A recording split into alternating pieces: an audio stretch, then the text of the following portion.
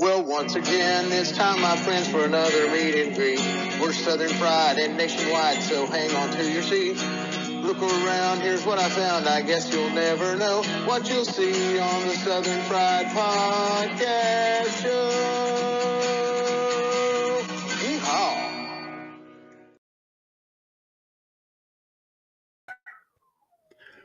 Good Christmas evening. It's Wednesday. It's Hump Day. It's Christmas Day 2024. Hope you guys had a Merry Christmas. Want to say hi to all you guys out there, Southern Fried Podcast followers and fans, and all you people out there in Cornbread Nation. We love our breadheads. Dave, did you have you a good Christmas? Did Santa Claus bring you anything? Oh, he did. The Southern Santa Claus. But I got in a great debate this afternoon with my sister about, I'll have to bring that up in a few minutes, but I do want to mention the Cornbread Nation show will be debuting mid-January. Can't wait. It'll have different things in it than is in any other show. And we'll hold those tight. We try to make every show unique. This will be the same way. And there'll be some things that just don't leave Cornbread Nation. It's going to stay right there. And then our Southern Fried MAGA will be following all the goings on in the MAGA movement and things that are being said as the new administration takes over. And we'll start that off, Rob, with we'll be going live on the day of the swearing in, and we'll be keeping up with all the hot news of the day. It'll be a lot going on for sure. Absolutely. And we want to talk about that. It won't be our normal time. It's a special time. We'll figure out what the time is going to be for that and announce it. But yeah, new year coming up, new shows along with all of our regular shows.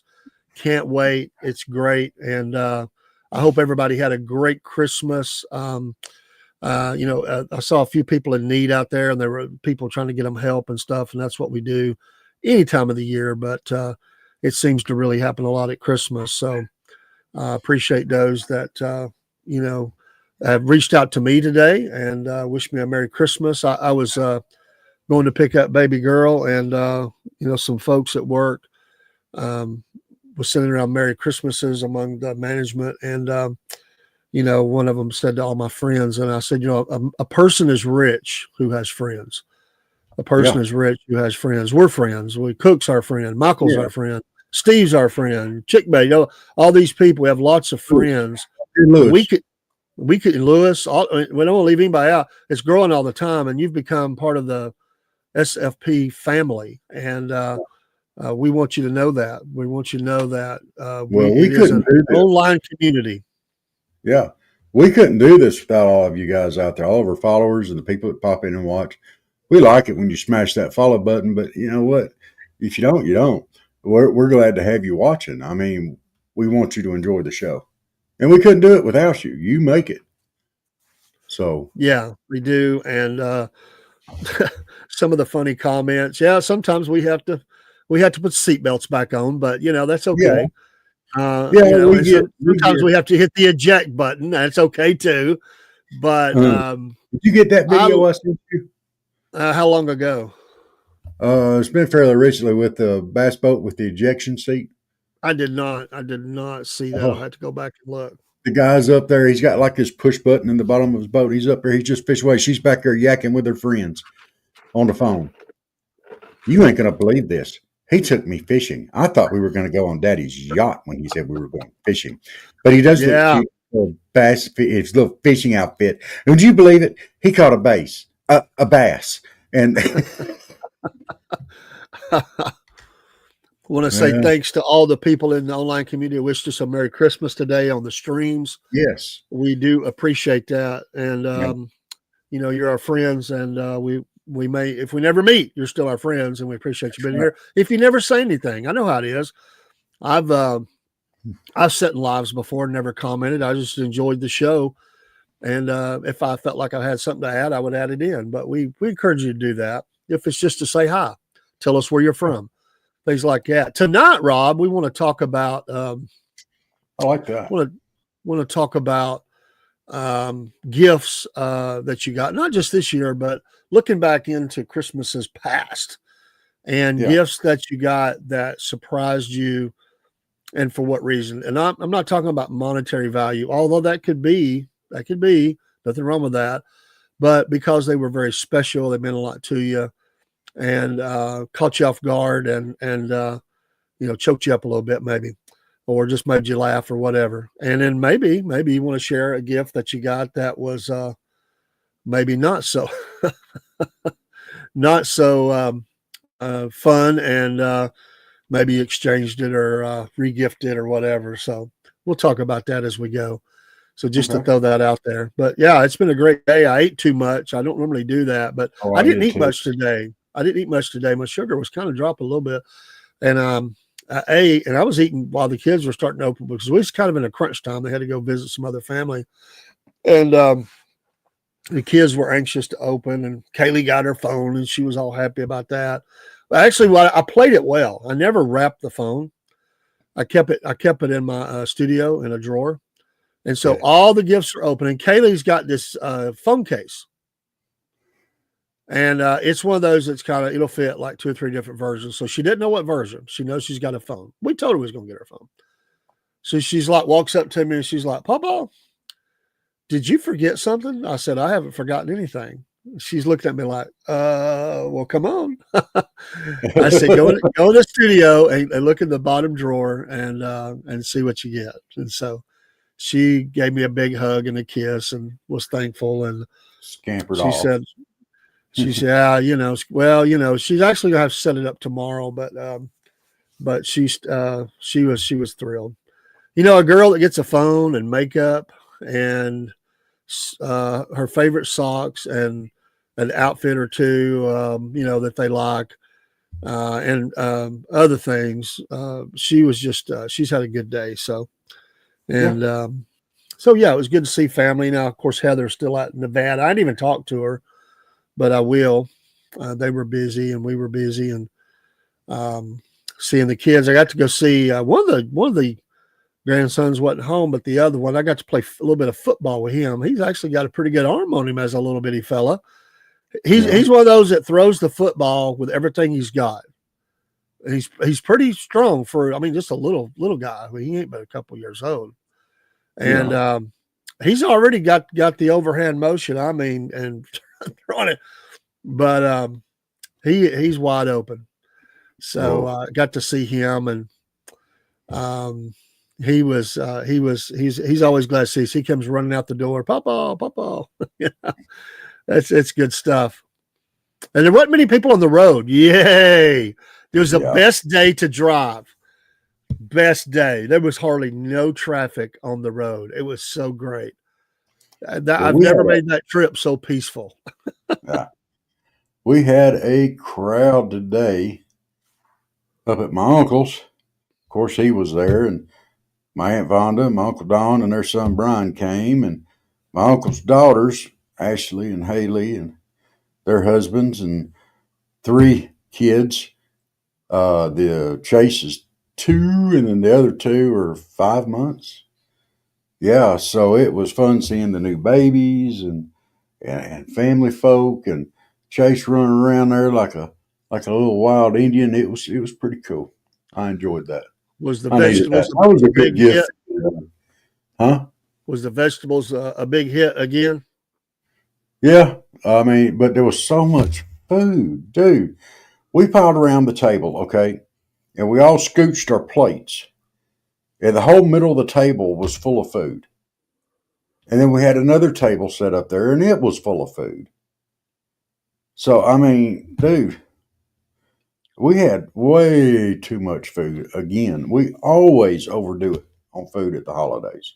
Yeah, we Always. we didn't do we did a little better. We knew they wouldn't be as many as normal, so there's still a lot, but not crazy. We didn't do as many types of stuff. That helped because honestly, and me and Lynn, we don't eat that much really. Usually, I ate more today than I would, so we give it away to people, and Yeah. we try. I like to have, like I said, 1 or 2. second, third times to come around to it, then I'm done. I'm not one that eats leftovers for a week. I just can't do it. I got to move on. We had them big platter plates, those Corningware, the paper plates, because Yeah. you don't eat Christmas dinner and you want to just chunk it and get to opening presents. But we had those big Chinette platter plates or whatever.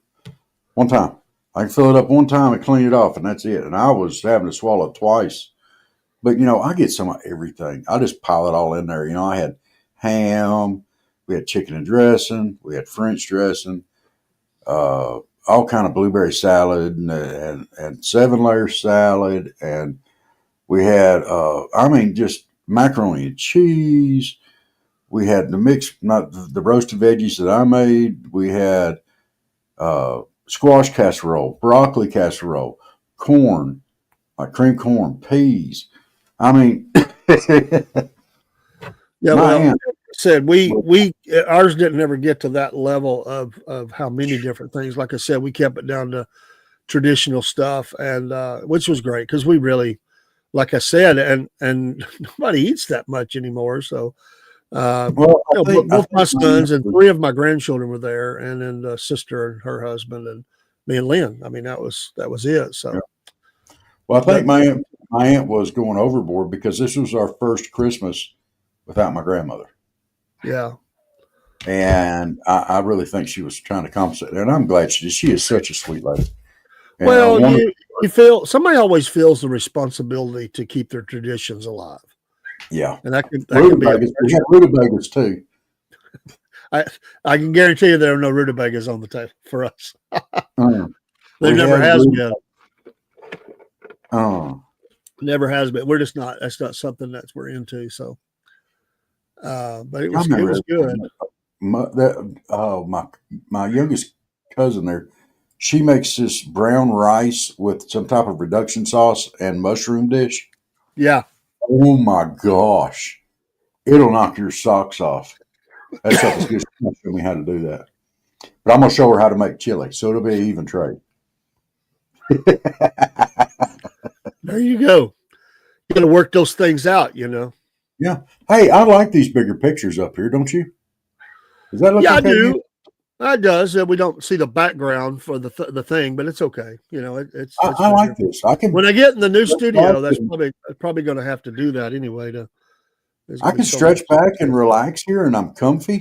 You're not supposed to stretch back and relax. You're supposed to sit up, be in the program, man. Come on, man. Hey, come on, man. My back is shot right now. Get off me. Don't be like Joe Biden and going to sleep during a press conference. I'm not going to sleep, but you see how big my belly is right now? Well, I noticed it Wait, I can't sit up straight. It'll pull me over. It'll pull me slap over. Get off me. It's Christmas Day. I'm full.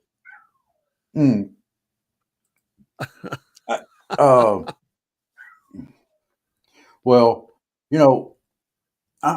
next year, we can't do it on Christmas. Why don't we aim for somewhere around New Year's? And let's see if we can get together somewhere and have a New Year's spectacular. I bet we could do it. Maybe we could do it at Michael's. The New Year's spectacular. Yeah. We'll have to figure out what's the spectacular part. So us. I mean, come on. Well, here's a lot of spectacular right here. And over there's a little bit more, I guess. It's old spectacular, but we'll take what we can get. Jeremy had his shirt on today that he got from the chamber. He likes it. It fits good. He wants your number, by the way, if it's okay. He's wanted to tell you the sizes on the kiddos shirts. Absolutely. And, we'll send you the money on Chime and enough for shipping. So they wanted to get them one. They liked them. I didn't figure they'd want them. You never know. Teenagers, you don't ever know which way they're thinking.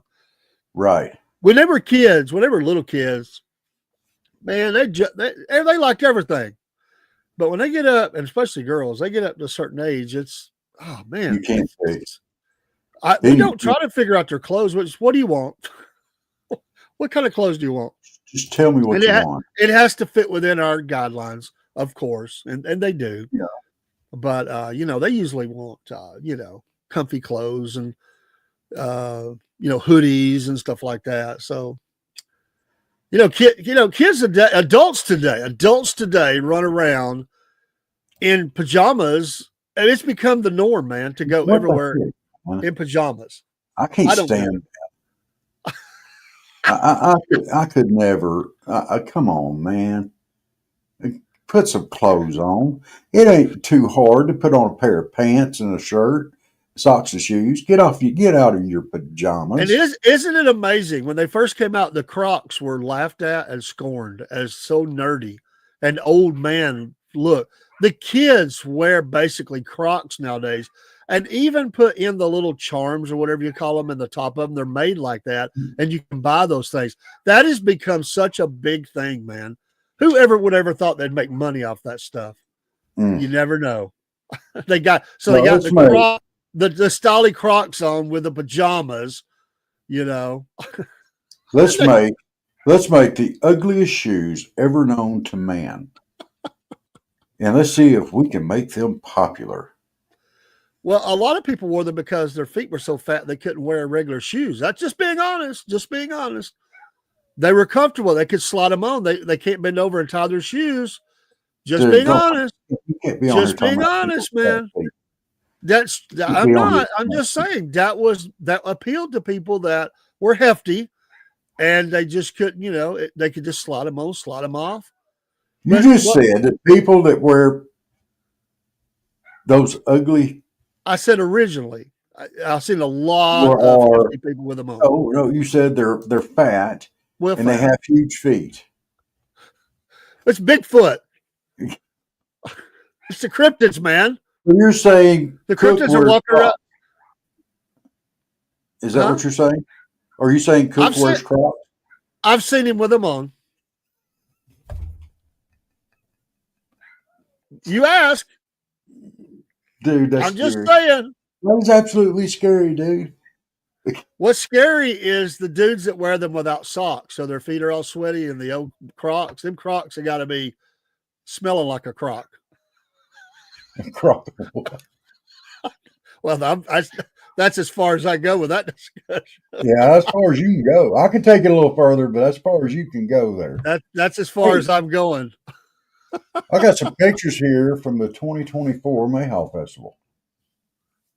What month was that in? Oh, pray tell. That was in April, but I think it's supposed to be in March. But we'll see. Let me make sure. When it flips over to the new year, all these festivals, either they've already got them up or they will have them up. We need to get registered. Absolutely. I've already sent ours in for the Green Eyes. It's already in. I will double check with Dude. I've asked to come on the show. I got to get back with him. He stays busy, but I'd like for him to come on and talk about the festival. All right. Here's a picture of some mayhaws. Everybody's wondering what a mayhaw is. This is a mayhaw. Mayhaw. And they're basically a swampberry. Here's how did they get their name? All right. I don't know. Way down yonder in the pop. I don't know. That bounce rides. Of course, you get to see. This is the Colquitt Fire Department, home of Swamp Gravy. Yeah. And they do a little parade and stuff like that. The rest of the people in the state call it Colquitt, not Colquitt. No, they don't. They call it Colquitt. No, they call it Colquitt. No. Hey, he's hauling a load of peanuts. Love it. Yeah. Oh, there was the Grand Marshal. I don't know who it was last year. But, it's just, then you have vendors out there and everything else. And it's just, go out there and enjoy yourself and have a good time. See friends and family and stuff like that. They do like mayhaw slushies, all kind of stuff. There's all kind of food and beverages. There you go. There's going to be a Mayhaw Southern Fried podcast crew there next time. Absolutely. We're going to be doing interviews with people live from the festival.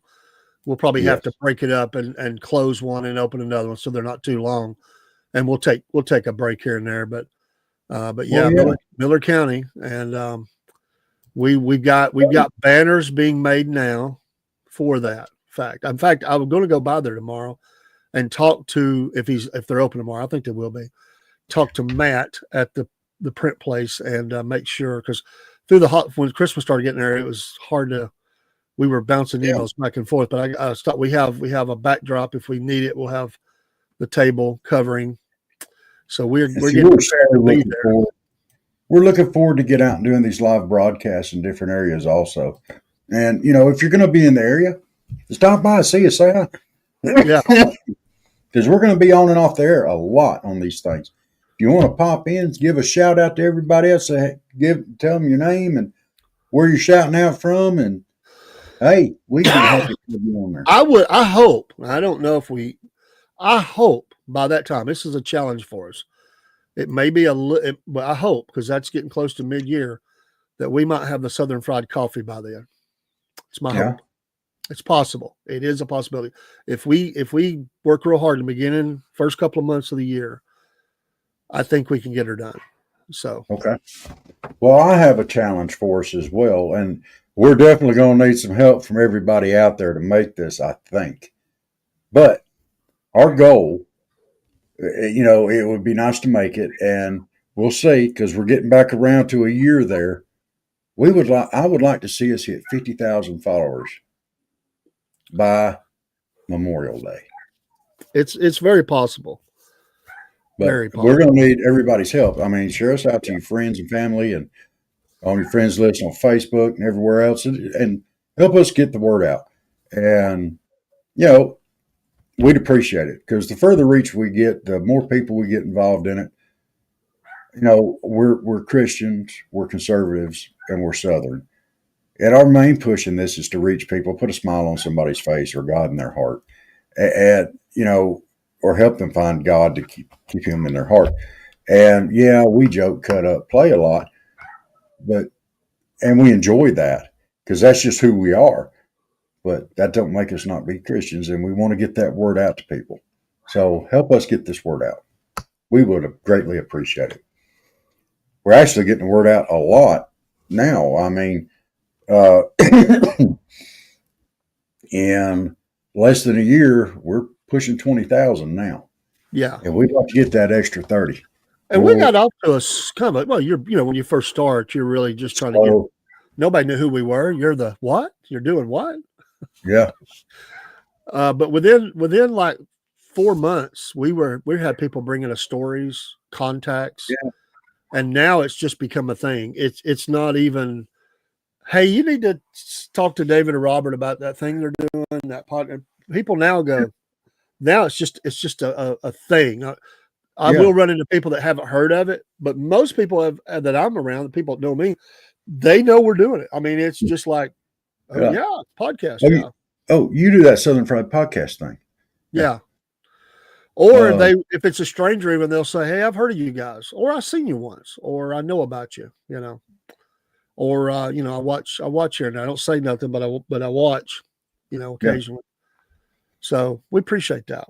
There's a lot of people out there doing things. And so it's you're finding your niche, and we're narrowing that in. We're dialing that in all the time. We're dialing that in all the time. But we don't that old saying, no one puts baby in the corner. We kind of feel that way too. We don't want to be stuck to just doing one thing all the time. And that's why we have so many different things. We keep bringing up new stuff. We add stuff. We tweak stuff. And we say, hey, let's do this. Y'all just don't know. You have to be creative. And we have a lot of interest too. So when we started, it was, there was the funny side that we liked. There was the faith side. There was the politics side. There was the sports side. There's the Southern aspects of, which was really the theme of the whole thing. And we wanted to reach into community and help community. We've done that. We wanted to interview people. We've done that. Definitely continue to do that too. Reach out. And that will continue to be a part of what we do. The festival thing is a new thing Yeah. I've attended one, but not in official capacity. But that will change in 2025, and we're going to do 3 to 5 festivals throughout the year. We So want to do 2 in South Georgia, 2 in North Georgia, and 1 right in the middle. yeah, we got to figure out what the one in the middle is. We'll have to Yeah. check the There'll all be calendar. something around Macon. I bet there's a peach festival or something. Yeah, No, dude, the Georgia State Fair. It's in there is Perry. the Georgia State Fair. That's in In Perry. Yeah, Perry. Just south of Macon. Why don't we do the Georgia State Fair? we could. We could. A Why don't we? Awesome. lot of animals and agriculture and But it's the right there, middle to South Georgia. That's a big thing. Or this is another thought. They have a big ag expo in Moultrie, Georgia, every year. yeah. Latest and the greatest farm equipments. They do animal shows. They've got all kind of stuff there. And Jerry Clower used to perform there every year. The late great Jerry Clower. Oh my goodness! Ha! Shoot the thing. Just shoot up in here amongst us. One of us got to have some relief. There'll never be anybody else like Jerry Clower. No. Ever. That He guy. was absolutely amazing. Yeah, that guy was one in a million, man. I mean, he really was. What a great, funny guy. There's other people like that. Yeah. That are iconic, I would call them. But again, you find that, and I think James Gregory was that way. He was a, and what I like about James Gregory is, he was working at like an auto parts thing or something like that. And somebody said, man, you ought to go do stand-up, man. You're funny. You're a funny guy. And that's how he got his start. Travis Tritt was working in some factory, or something. There's pictures of him with his work uniform on, the guy was, plugging away, writing songs, singing music in the clubs and stuff. And next thing you know, so. Louis Grizzard was kind of in that line too. A lot of people didn't particularly care for Louis Grizzard that much, but I liked some of his stuff. I was a fan. I think just that, you have to be a kind of a fan of that kind of humor.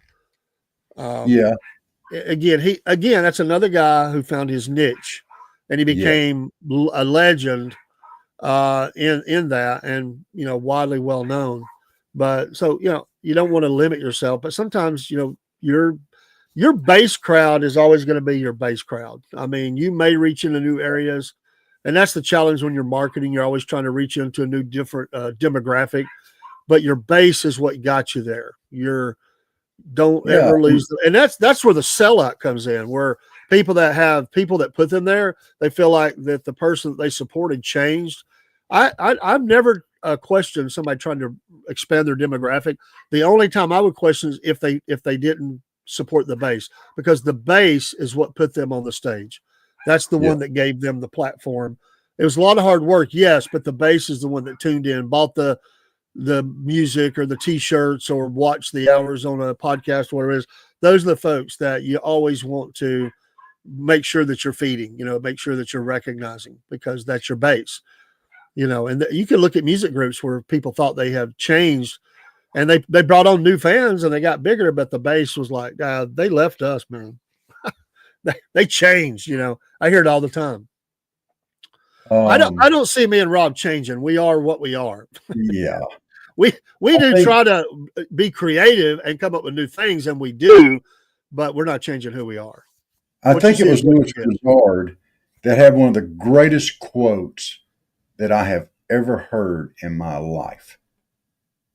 There are no atheists in canoes.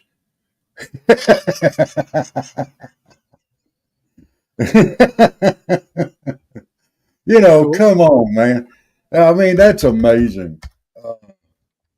Which he was known for his quotes that he made more than a lot of the other stuff, like his books. Now, his books were popular and such too, but his quotes,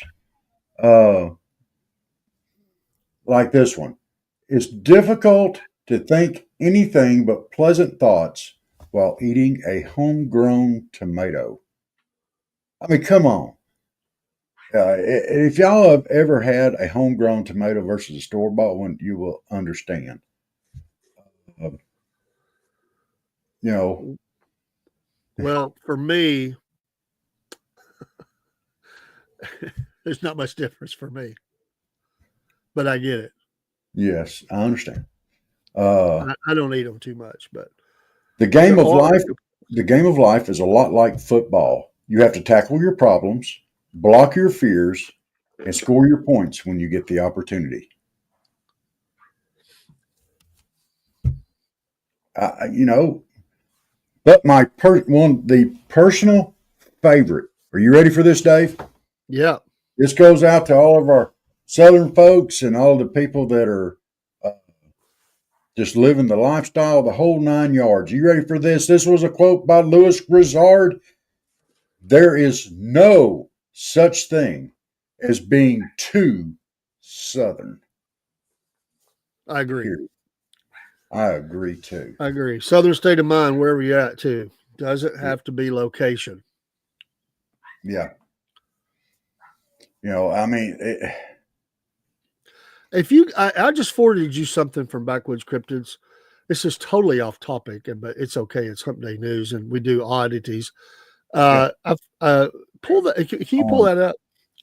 on my Because phone. we've got a video that's going to be coming soon about our interactions with possibly cryptids. Possibly, we're not saying for sure.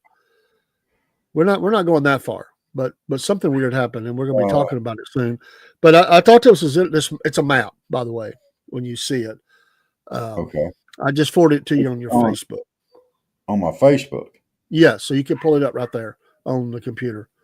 Okay. Hang on a second. Yeah, it should show up in your timeline. If not, I can send it another way. I Let don't me think he'd back. mind. I mean, we're giving him full credit. I didn't come up with this, but this is Backwood Cryptids, our friend That's Greg Smith. on my personal. Yeah, I just put That's your name in right. and forwarded it to Robert Blevin. So, Okay. but interesting, and folks, go give Backwoods Cryptids a like and a follow there on Facebook, and I think they're on YouTube as well. But we like to give shout outs to our friends, and we do cover the cryptid stories somewhat, not like them, but to a degree. And we've had him on, and we talk about it. So we've had others on, Let's and see here. we'll continue to do that. But I just thought this Bigfoot map was interesting. locations. That's pretty interesting. I've never seen that before, but look at the concentration, dude, in yours and mine area Wow. of the reports. How many I'm they've going to had. share that screen up. Give me just a second here. We'll Yeah, share it no up. problem. We will get everybody up where they can see that.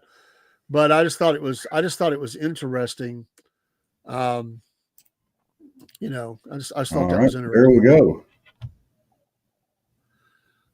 Sugar and So, Ice, Merry Christmas to you and family and friends as well on Instagram. absolutely. Thank you so much for thank you so much for that. We appreciate that. And Uh, Montaser, I appreciate you asking for help. I get that, but um, we very careful about those things. We give it to agencies and stuff. yes. So people Hey, asking, sure.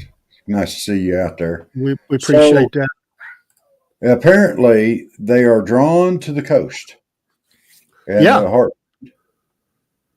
Well, Apparently, they've been seen all over Georgia. And all right, now. All right. the wooded areas. I mean, there's not as much though. I mean, there are a lot in your area, but Yeah. my gosh, look at Florida. Florida's covered up in it. Okay. This goes back to some theories here. All right. I'm going to throw this out there. Okay. All right. Let's look over here at the West Coast. All right. All of California, just about, but it gets down here in this extreme southern region and stuff. But we know there's some real whack jobs in North California, Oregon, and Washington. Well, we know there's some whack jobs there, okay? All right. We know up here in the Northeast, there's some real whack jobs up there too. We get down here into the Carolinas and Kentucky and Virginia. I mean, there's some real hillbillies there. And look at Alabama. It is completely, you can't even tell there's an Alabama there. You were saying Georgia. My goodness, Alabama and Louisiana are gone. North, look at the panhandle of Florida. I know. Florida is like, there's very little showing there on Florida. Yeah, okay. These are where rednecks come from, is this area right here. I'm telling you, right here in the SEC is known for two things, football and rednecks. Okay? And down here is baby Cuba. But, come on, man. I'm Yeah, surprised there's not more but if in you Canada. notice, right here in the heartland, right through here, even from Texas up, right here in the heartland, there's not hardly any there. That's But, amazing. right here in Nevada, it looks like the strongest population of them was right there at Donner Pass. Merry Christmas, Heather. They don't like the cold, the extreme cold. Well, I can't say that because they're in Minnesota. Look how many's up there in Tim Walsland. Look at this. Look at Michigan. I think he was Minnesota. Well, that is Minnesota. I said Michigan. Well, that's Michigan. But still, okay. I, I'm thinking that the Bigfoots are attracted to a certain type of person. I think they give off a certain scent or something, and they're just attracted to them. I'm just amazed that that the Heartland doesn't have more. I just thought that would be more. Why? Why would they want to go out there? Ain't no weirdos looking for them there, so there ain't nobody there looking for them. There ain't none. They don't have no sightings. Sugar and all these rednecks down here are looking for him, and they find Sugar him. and I says the map could be a seasonal special. Maybe they went for vacation. They might migrate. This is also a deep comment here, very deep. You pop that up. Everyone is happy with you, then you have made many compromises. I'm sure if you're happy with everyone, surely you've ignored many faults of others. I like that. That's true. That's very well thought out. I like that. Yeah. So maybe this was the vacation, Yeah. And when vacation's over, they all move into this area right here in the middle. They all live right here in the heartland. That's what I'm thinking. This is the vacation. This is they're all along the coast here. Yeah. But you notice, I will notice this: there's none out here on the Keys. Way down here, they don't have any sightings of Bigfoot in the Keys. Well, he don't have a way out there. Apparently, they don't have boats. Yeah. I don't see him walk across that 7-mile bridge, and I don't foresee him swimming out there. I guess he could, but so that area might be Bigfoot safe. And up there off the coast of Canada. I'm assuming that's an island there, but we've got a Bigfoot standing on the ocean there. Is he like? That was probably an orca. I saw him. He was out on the water. He was doing the breaststroke. He was riding a unicorn. It looked just like an orca, a killer whale. And it was rainbow colored. And he was pooping jelly beans. I don't know. Okay. One of the things that I love about Greg is I'm very openly skeptic of Bigfoot. Now, when I was a kid, I was very fascinated about him, and I learned a lot about him. But as I've gotten older, I'm not saying that I've become jaded, but I'm just can't wrap my brain around that anymore. But, Greg is very passionate about what he does. And if he does exist, it's going to be someone like Greg that finds him. I firmly believe that. So, there's a Bigfoot map. That is awesome. I'm glad he sent that to us. I am too. And here's another thought on that from Sugar and Ice. Could they be shape-shifting or morphing to society? Well, there's people that think that. I mean, it could, if you're, as a possibility, not that we believe because we were skeptics, but there are people that say that, that they Well, shape shift, or they can change their appearance to blend in so much that nobody can see them, or that they are a part of society. I don't know. I mean, I've heard that. here's a thought for you, Dave. What if they learn how to shave and they come into society and they have children and they grow up and their names become Roy Cook? Man, Goony Goo Goo. there are some big monster kind of families out there. I mean, their size is immense, Yeah. And offensive linemen have gotten bigger in college and NFL. Yeah. Maybe it's because these Bigfoots have learned to shave and they're intermingling into our population. Well, to be fair, back in the 70s, Lilo Zato looked a little Bigfoot, man. I mean, all that hair and beard and everything. I mean, he could have played the part. Andre the Giant did play the part. No doubt. He No did. doubt. He actually played Bigfoot in a movie. But yeah, y'all give Backwoods Cryptids a follow there on Facebook Please or do. YouTube. Great Let's put his people. banner up there real quick. Let me find it here. Great guy. I love him to death. Now, look, just because I don't believe something doesn't mean I'm going to be critical of somebody else because they do. That's not how I roll. Fully support. Where'd he go? He's there. I think he's there. I don't think we Oh, it's moved it. backgrounds. Duh. Yeah, way up there. Overlay. There he is. There he is. He's local to my area, and we've had him on the show. Him Now- and his wife, and Yes. met him at the Green Eyes Festival, and I try to keep up Good with the goings on he's got going on. Good guy, yeah. And We enjoyed our time with him, and we're going to get him back on here again too. we are. We get past the holidays. We'll talk. We'll have him come on and talk about a few more things. We were really just trying to, you're just trying to get to know somebody and talk about the topic at hand as well. So I think that was a lot of that. But we did it was a fun show. It really was. Yes, it was. And he makes some good videos. I mean, I saw his videos, and so yeah. I hope things. That up. I know his wife had some here. medical issues, but he, I believe she's better now. I saw a Merry Christmas with all of them in a picture that are part of the crew there. Yeah. And so I think things are better, but I know he had missed some work, and, somebody's in the hospital, you're going to miss work. Yeah. So they got down to a tough time, but hopefully things have rebounded for him. But still, to get through the holidays can be hard financially. Oh, yeah. Plants shut down, you miss work. Unemployment's not going to get you rich. No. So All right, let's throw this guy here up there next while we're throwing him up there. I got to do it. Absolutely. You ready for this? Steve. Steve from Half Pine Forge. Check out his store. He's absolutely amazing. We love Steve around here. He's great.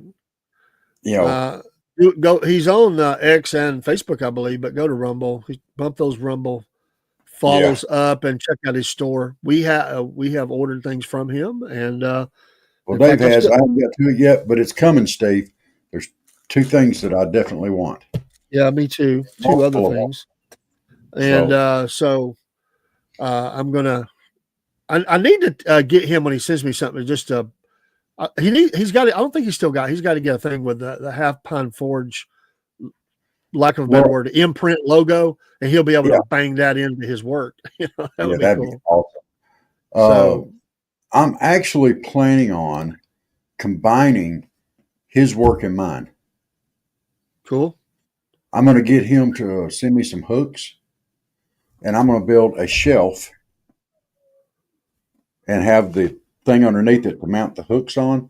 Okay. So I'll have a shelf over my coat hanger. Let's put up Three Ravens Publishing too. We hadn't done them yet. Yeah, when you get back with them. We do. They had some releases. I'm not quite finished with, and it's on the other slide, but it's in that same series. It came from the trailer park.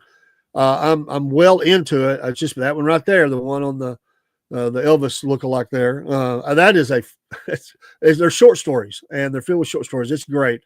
And I have another book by another one that offers. I hadn't even started yet, and I just downloaded them to Kindle. I got one of those for 99 cents. Man, you can't beat that. And No. we appreciate. I do want to read the Space Pew Pew and Monkey Bones too. I think those Yes. would be great. Hey, Dave, take over on these computers. Let me walk away just a second. Yeah, you got it, man. But follow these folks, and they're great people, and they're just local. I mean, they're local people that are just trying to make their way like we are. They work, and they're just awesome people that are trying to do their passion, and I support that. I love it. So yeah, while Rob's away, let's cover a couple of other things here, because we do have. Let's see here, our vendor spotlight for Mammoth Nation. Now, I'm a lifetime member now of Mammoth Nation, and you get all kinds of discounts going through them. In fact, I just got my one of the vendor that we spotlighted, and I have another thing coming in from another vendor, and I'm going to try to order a knife from.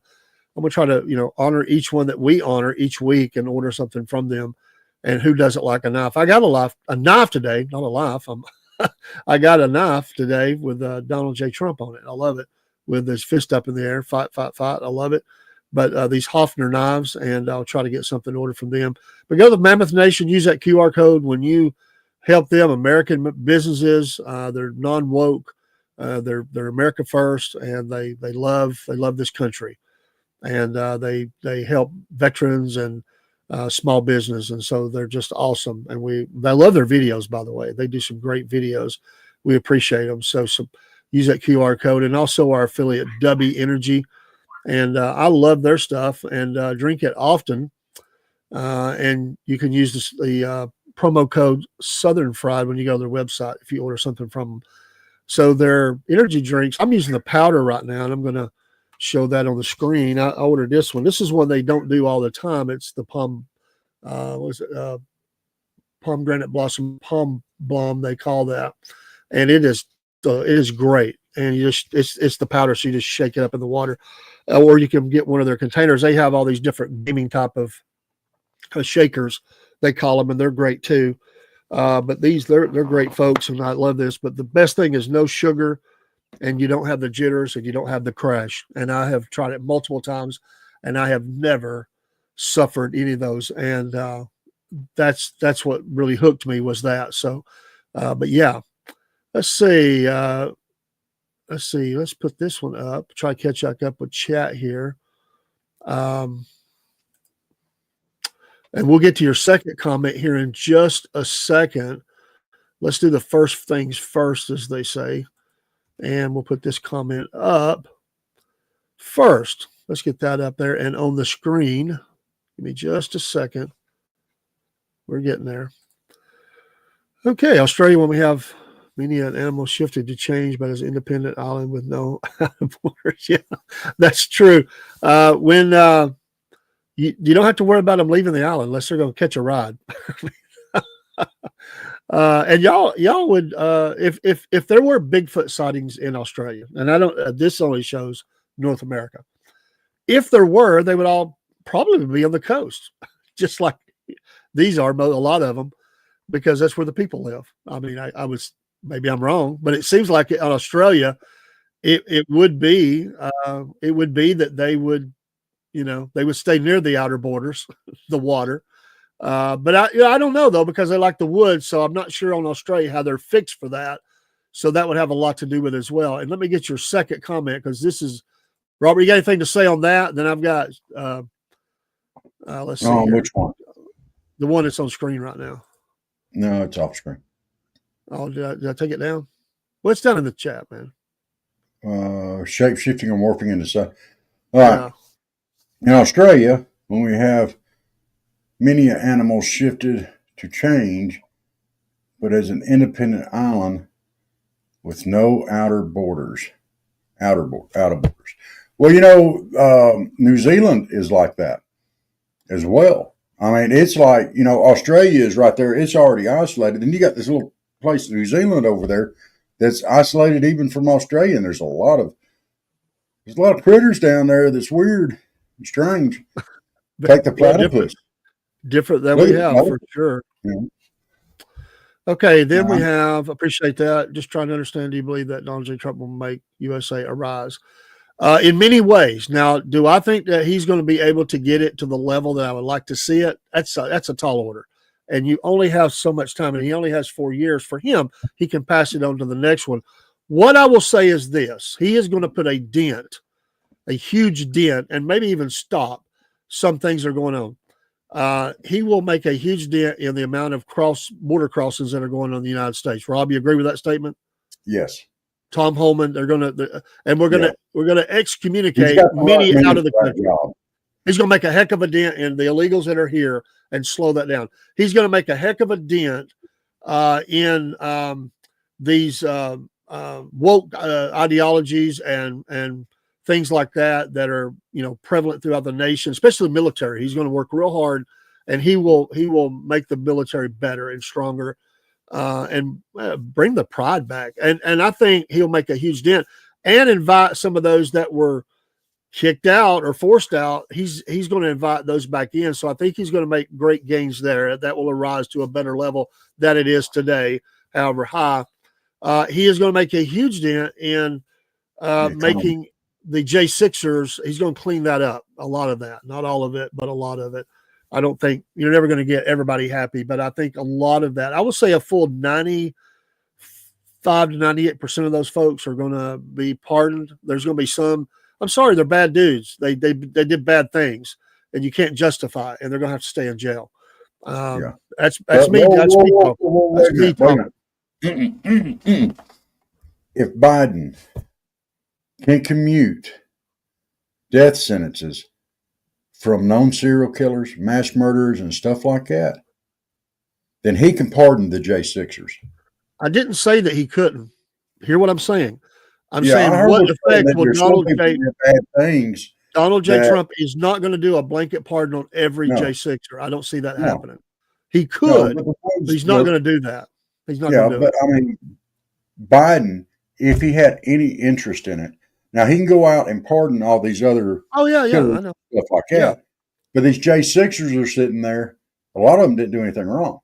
Exactly, And and their grandmas and he they're could just do people that were there. They didn't mean any harm. They didn't do anything, and they're being piled on. And he's going to clean that up. So he will make a difference in that. He's going to make a difference in the world standing. We're gonna be tougher. We've been a joke in a lot of ways around the world. We're getting pushed around. Our Navy has been getting pushed around in waters by different terror entities and stuff. That's going to stop. That's absolutely going to stop. So I just think on many levels, I don't want to take the time to list everything, but I think it's a great question. But I do think he will make America stronger, better, MAGA. But there's going to be ongoing battles that are going to be hard for him to win in the short run. Merry Christmas to you too, Chick Bait. Some of these things are going to go. Yeah, appreciate you, Chick Bait. Merry Christmas. Some of these things are going to go on for a little bit, and there's going to be ongoing fights about them. So, who I don't know. But I will say this: Biden is signing a lot of agreements right now, which it's distressing, and putting bills in place that were tough. And let me get some of your other comments up here, because I think these are well worth the screen time, and we appreciate that. Keep them coming. So now we have to a great nation, or is he still bound by the agenda of 2630? Africa will rise. Well, and some of these agreements are difficult to get out of sometimes when you get in them. Thankfully, we've been able to stop, some of the what was it, Tokyo Accords and the Paris Accords, and some of those that would cripple our nation's ability to be a mass producer of manufactured items. China is full bore. I mean, their economy's a wreck right now, but they're full bore, and they're trying to limit our energy output in America and tie us down to agreements that nobody's going to follow except knuckleheads. Yeah. So I do think the nation is going to get better. I think it's going to get stronger economy. He's proved he can do that. The economy will get stronger. I think the military will be stronger. The border will be stronger. Some of the stuff going on in the education system, that's going to be better. But there are a lot of fights ahead, a lot of fights, and so we got to tighten down your seatbelt because they are trying. I mean, it's this global agenda where they're trying to tie us down to things globally. I'm a big America First person. I love to help people in the world. I do not think we should be tied into all these agreements that every other country wants to tie their wrists together and be force fed this global agenda. We're America, and we don't listen to that crap. And that's I think Trump will be very much against a lot of that. Rob, another thing. These people are elected by American citizens to run our country, not to run the world. We are not the world police. We are not the world bank. In fact, we don't even believe in banking. We just give them money. We borrow money to give them money. We borrow money. Well, we spend all the money we have to take care of the world, then we have to borrow money to take care of ourselves. It's crazy. Crazy. Yeah. And you're welcome. And we do like him as well. Like I said, is he perfect? No, I know there's not a perfect president. And the question will be, and a lot of people are saying, will he be able to balance the budget, or will debt continue to increase under him? I say right now, I don't know. I really don't know. And I want to get your next comment here, because I think this is a great comment. And I've heard of comments. Doge is going to help with that. I do think Doge will help. Doge will help. This is a great comment. And it's one that's being talked about a lot, is the tariffs. And you're right on target with that. Okay. I can help with this if you like. Okay, go ahead. Okay. First of all, you have to understand how tariffs work. When people, when we buy stuff from their country, or they sell stuff in this country, they have to pay a tariff. Okay. So when it comes into the United States, they have to, it raises the cost of their goods. It does. But when it raises the cost of their goods, it brings them more in line with the cost of buying American. You're not buying this cheap junk. You're buying good American products for the same price over here as it's going to cost you now for the cheap junk. That improves American jobs. It improves our manufacturing. It helps us compete on a global scale. So the tariffs help. It may even get to the point where it's more expensive to buy from overseas than it is to buy it right here at home. Well, it helps our economy. It helps our job growth. It helps everything. Yeah. Rob, I've never understood how come unions were so supportive of Democrats, because to me, I know they think that, because they say they support unions, but the Democrats have been the ones that have helped speed up jobs leaving the country. Yeah. If you ship your jobs overseas, now all that manufacturing and stuff that you could have here is gone. We don't have the jobs. We don't get the money from selling product. We don't get any of that. It all goes elsewhere. So we want to keep that here. And that helps us as a nation. It helps our economy. It helps our GDP. It helps everything. And as to your question about Australia, Australia is an ally of the United States. And I don't think that we would do anything that would harm their economy greatly. This is really pointed at China, and other nations, Venezuela and other nations, to try to even the level up here in their junk that's coming in. And, to protect the pricing and the jobs and stuff in America. And let's put this out there. Australia and the United States get along really well. Okay. Sure they do. And they support each other.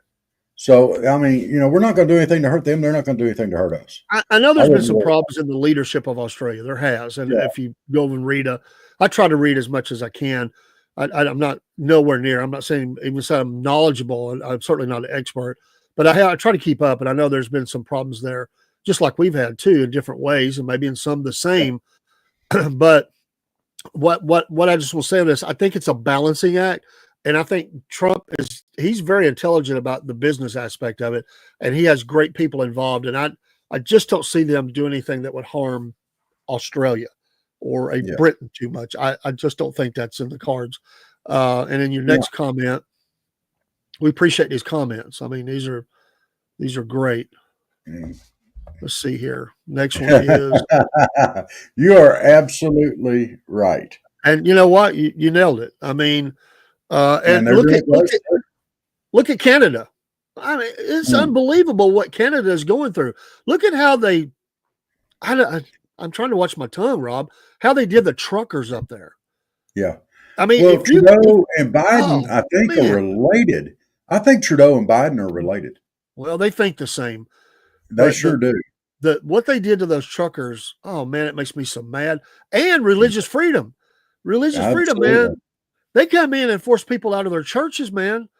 They were going after the pastors, man, and trying to lock them up and stuff. I mean, these are some Canada. Whoever thought Canada would be, and have the Gestapo dictatorship, a Gestapo. SS showing up at the church and telling you to shut it down and shut it down now. I mean, gun rights in Canada, it's going bad, and I'm sure there's been some of that in Australia. I just don't know enough to say, how much, but appreciate the insight. We definitely need. We also had a great Trump comment. I don't know if it was yesterday or today or yesterday, but he was calling for a movement because he talked to Wayne Gretzky about being the Prime Minister of Canada. He said he had no interest in that right now, but he's calling for the Canadian people to vote for Wayne, to start a movement to draft Wayne Gretzky as the Prime Minister or Governor of Canada. A lot of votes. Yes.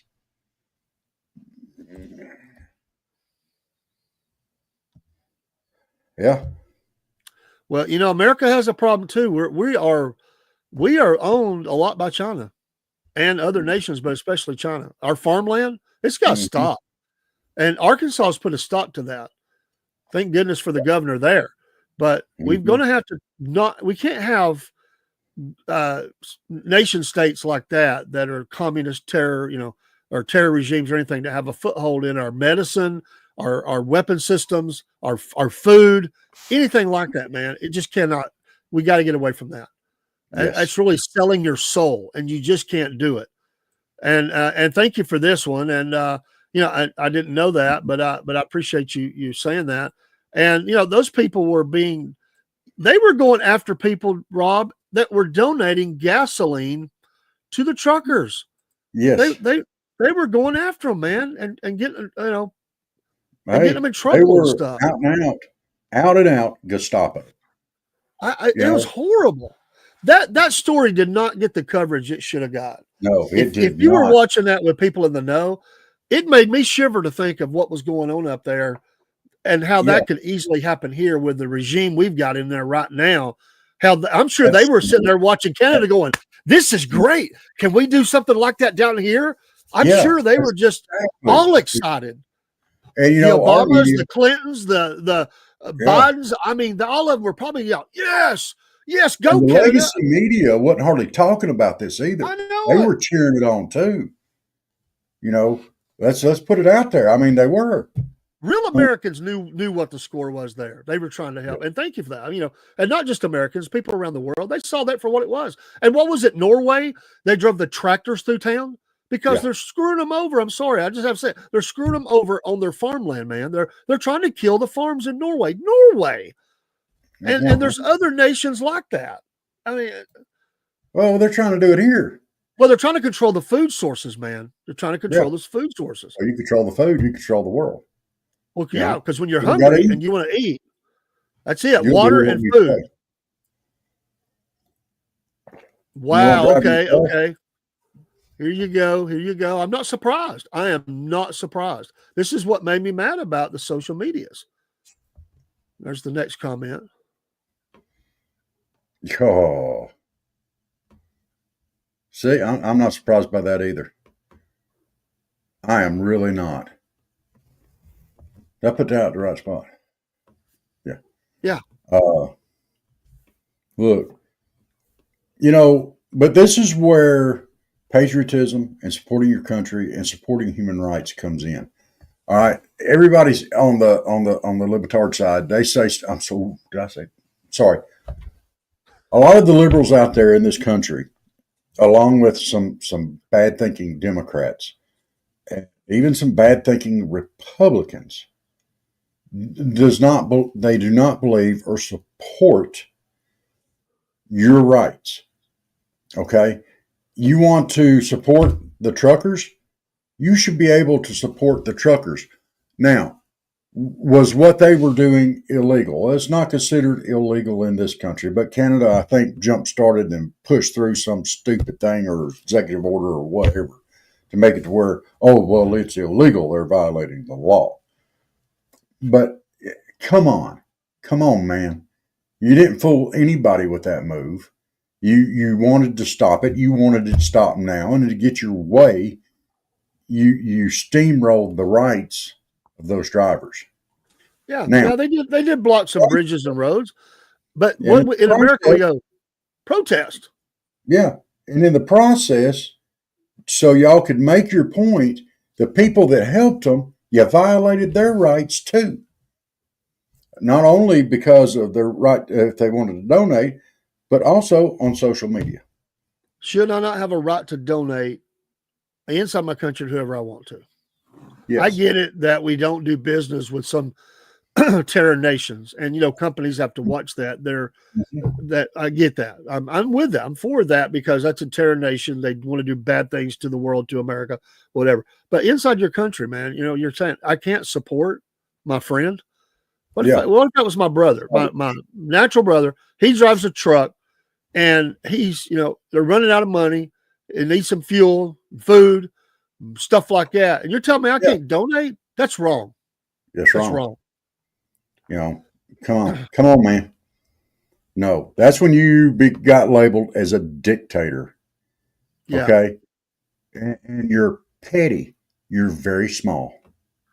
I can't stand that dude, man. I just go say No. You know what? I can't stand him, man. He tries to come across as one way, but it's like the emperor's mask comes off and you see it. You really see it. And we've got some politicians in America like that too, but that's a whole nother story. Have you ever seen the scum junk that comes out the bottom of a moonshine still? I've never been around a moonshine still, so I guess I haven't seen it. But the stuff that comes out of there is absolutely nasty. I mean, nasty. I would prefer to smell that to even. The only thing I could think that it would compare to will be Trudeau's moral fiber.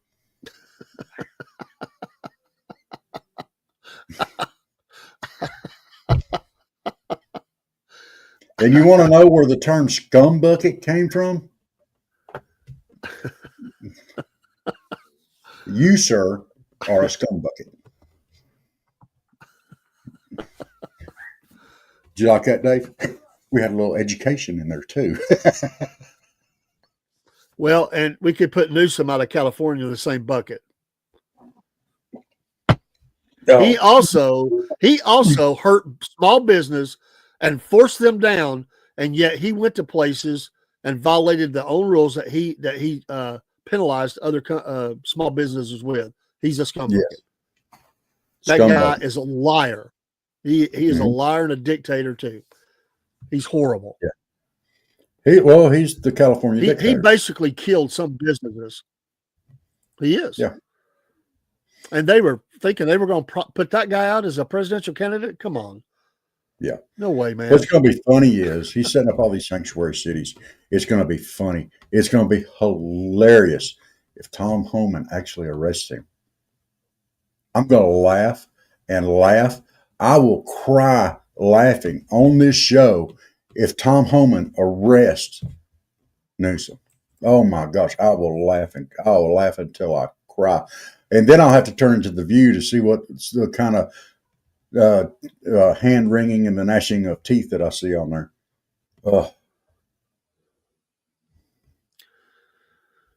Once again, a great comment. And yes, that is the problem we have with everything going digital.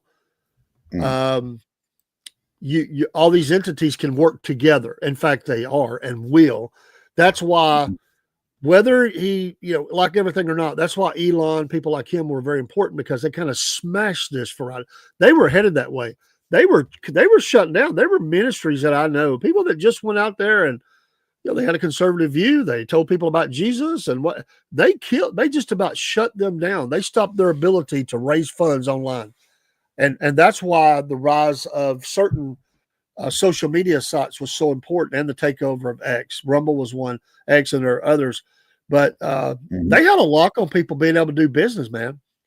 And all of you're right, the credit card companies, all of them are tied together. And if they don't like what your group says, they just shut you down. They just take you out. Okay, you're not going to be able to do business. Yeah, which is not the way this country's supposed to work. This country's supposed to be you fight for you're entitled to your opinion. You have a right to have your opinion.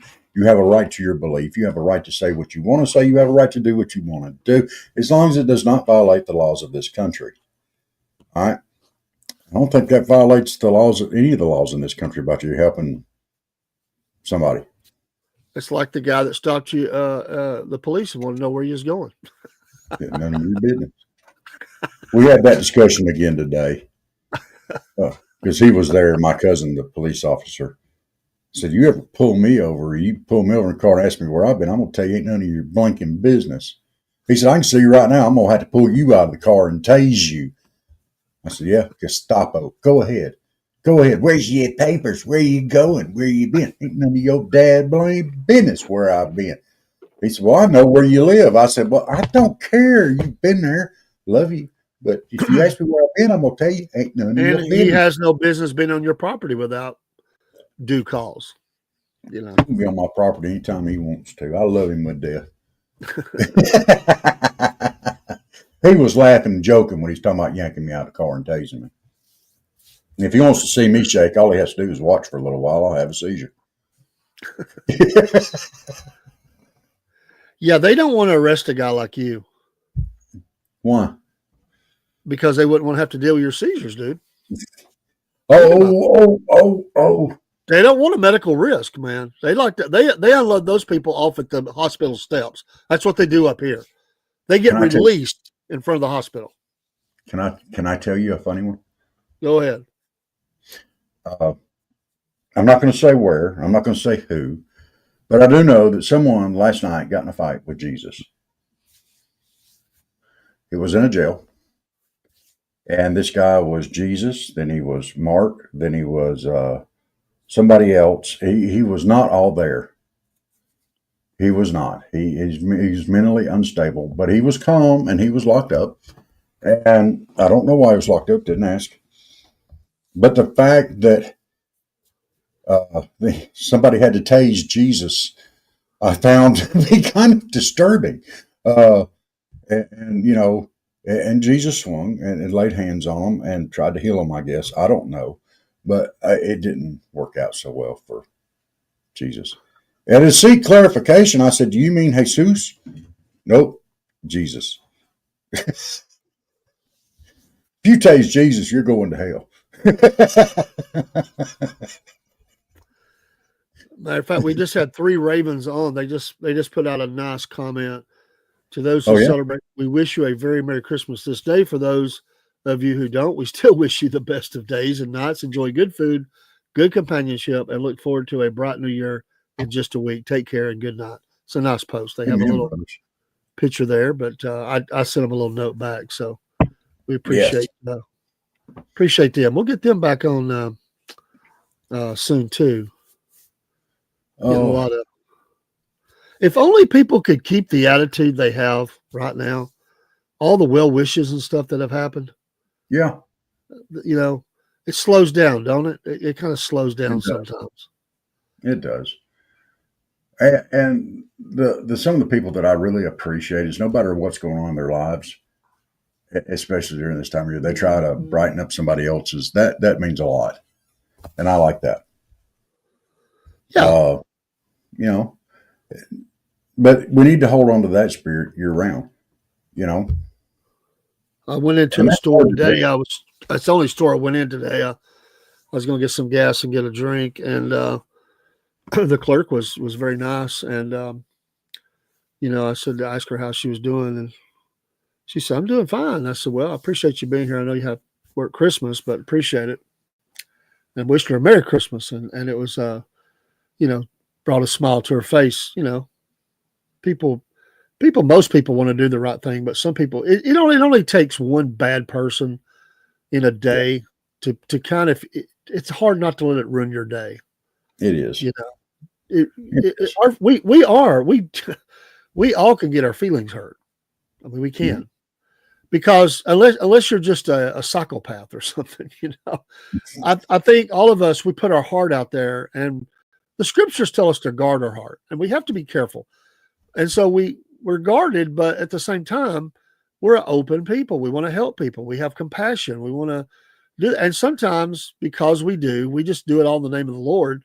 Sometimes when you do that, you get burned, and you just have to leave that in Jesus' hands and let him deal with it. But sometimes you can get your feelings hurt. You can. But we all are susceptible to that. But you have a choice at that point.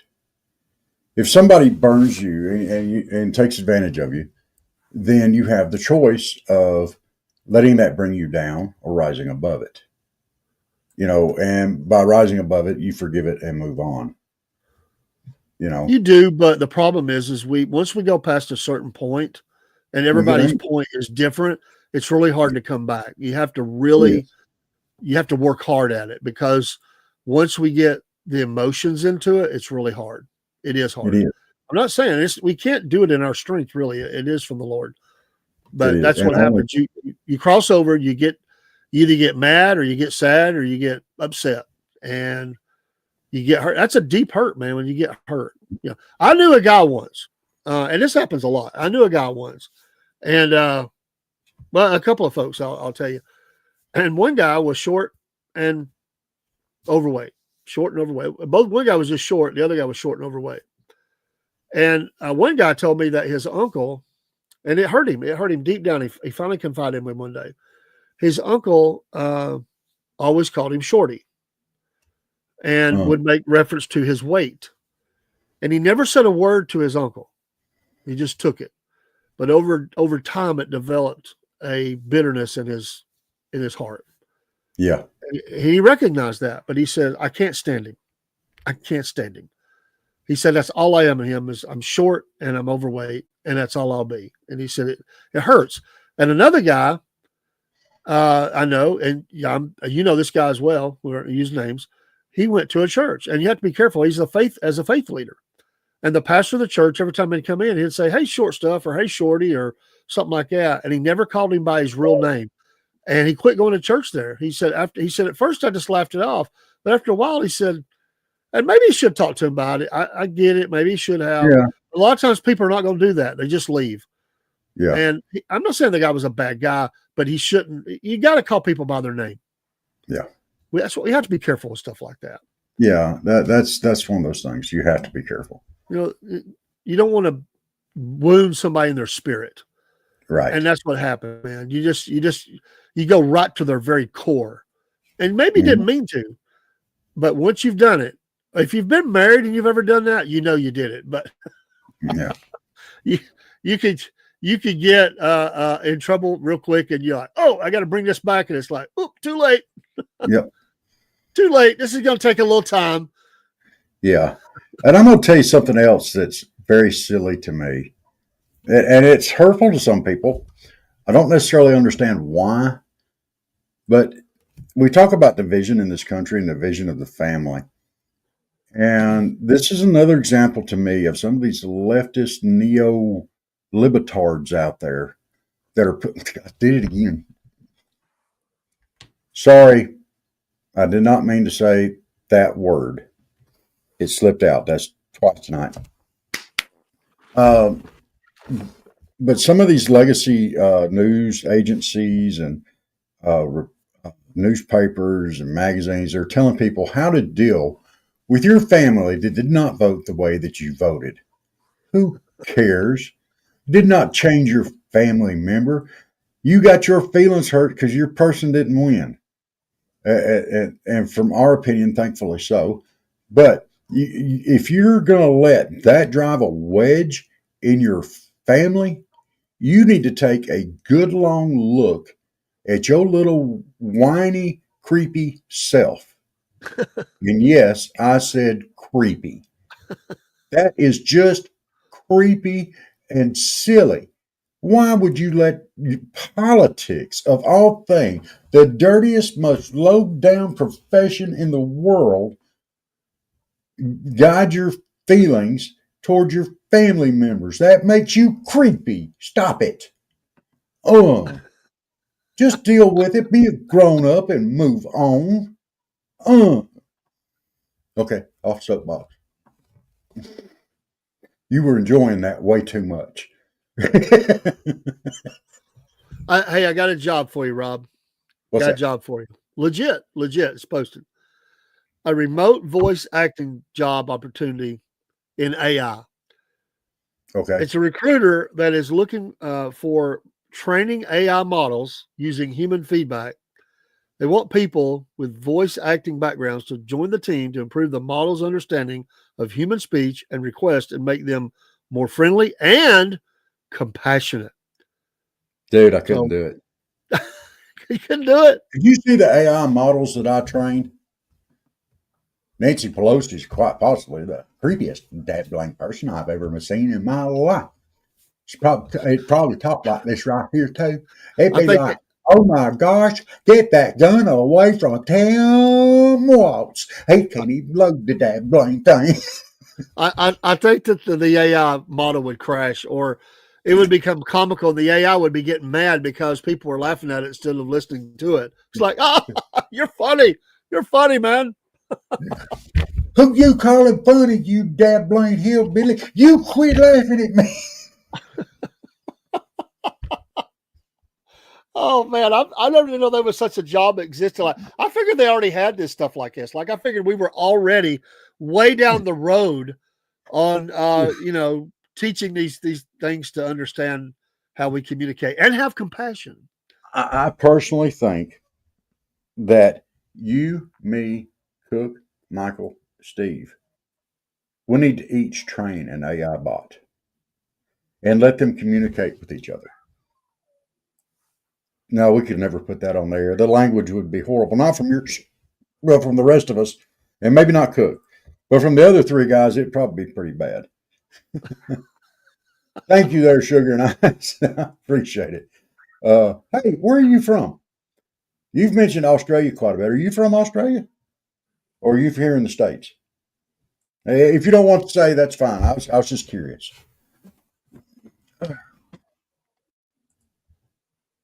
But we're a softened society these days. We are definitely not living in that time of John Wayne, the Duke.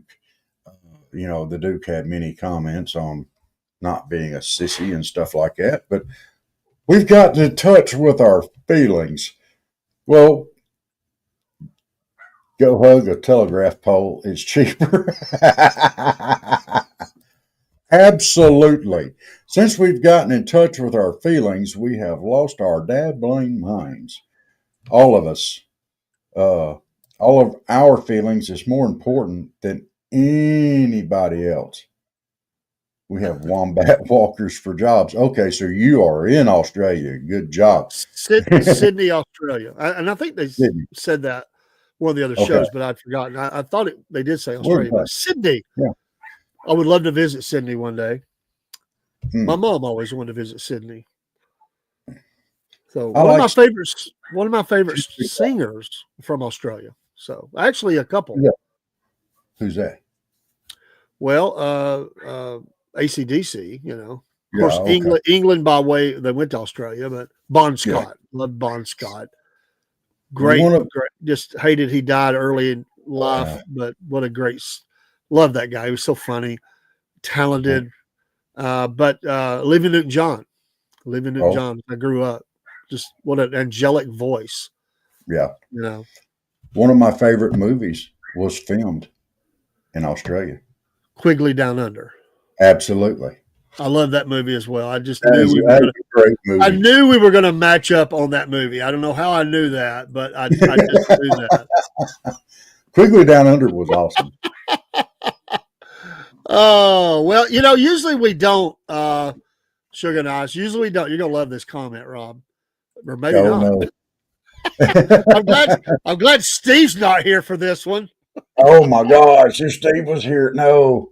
He's probably Grown lurking man. out there somewhere going, "Oh, that's the one I've been waiting on." That comment. He's probably in Yeah. the shop trying to, mad scientist build something right now. He's being off probably the course. listened to this out in his shop and is I stubbing wouldn't. his toe right now, trying Oh to yeah, run to his phone so he could put a comment in. there is no doubt. He somehow he'll know that was said. Yeah. Well, Sugar Nice, to be fair, all right, Dave and I have known each other for 34, 35 years. Something like that. It's been a long time. So, I mean, it had to happen eventually. There had to be a movie we agreed on. Yeah, well, because we don't. We debate Yeah. a lot of different things. We don't. Yeah. We're not diametrically opposed, but there are aspects. Well, all I forgot to tell you, and my brother-in-law even said, "I'm staying out of this." My sister come unglued today. Why? I told her we were talking the Andy Griffith show come on, that the Christmas one, and she was talking about Yeah. how my mom said it was her favorite Christmas show was the one where the old man wants to be a part of Christmas, but he's mean and vindictive and all. It's a great show. And so she brought up Die Hard. I said, and I just threw in the little tagline, which is not a Christmas movie. Oh my gosh. She come unglued. It most certainly is, brother. I have not seen her that fired up in years. Oh, And she tried to drag her husband. I said, no, it's not. It's not, Tammy. It's not. It's a Christmas movie. I said, even Bruce Willis said it's not. She said, I know he said that, and I love him to death, but he's wrong. We had fun. And then we morphed into 4 conspiracy theories that she gave me. Then she said, made the disclaimer, but I'm not a conspiracy theorist. I said, you just gave me 4, Tammy. You just gave me 4. I don't know if she's listening to me. I think they're doing holiday stuff, so I think I'm on safe ground here. But I haven't seen her be that passionate, come unglued like that in a long time. I said, "Well, I'm just telling you right now, it's not." You might better just start keeping that little tagline to yourself. No way, dude. I'm going to keep up. A brother's got to have a way to get at his sister sometime, Oh my goodness. Oh, well, Chuck is making his presence known tonight. I'm here. This Sugar Nice said barefoot hunting. Then they come in with this comment. It puts a whole new perspective on it. The big foot hunting. And I don't like feet. I really don't. He doesn't. I don't like feet. He doesn't. He thinks feet are gross. They are gross. Some people have a foot fetish and they really like feet. Dave's the exact opposite of that. They scare him. Keep your socks and shoes on. They don't scare me. It's an icky thing, man. Keep your socks and shoes on. I'm scared of those foot germs. They're not meant. When you go to somebody's house, don't kick your shoes and socks off. That's disgusting. Well, if you come to my house, you better kick your shoes off, because if you track that mud all the way across my carpet, you're going to hear about it.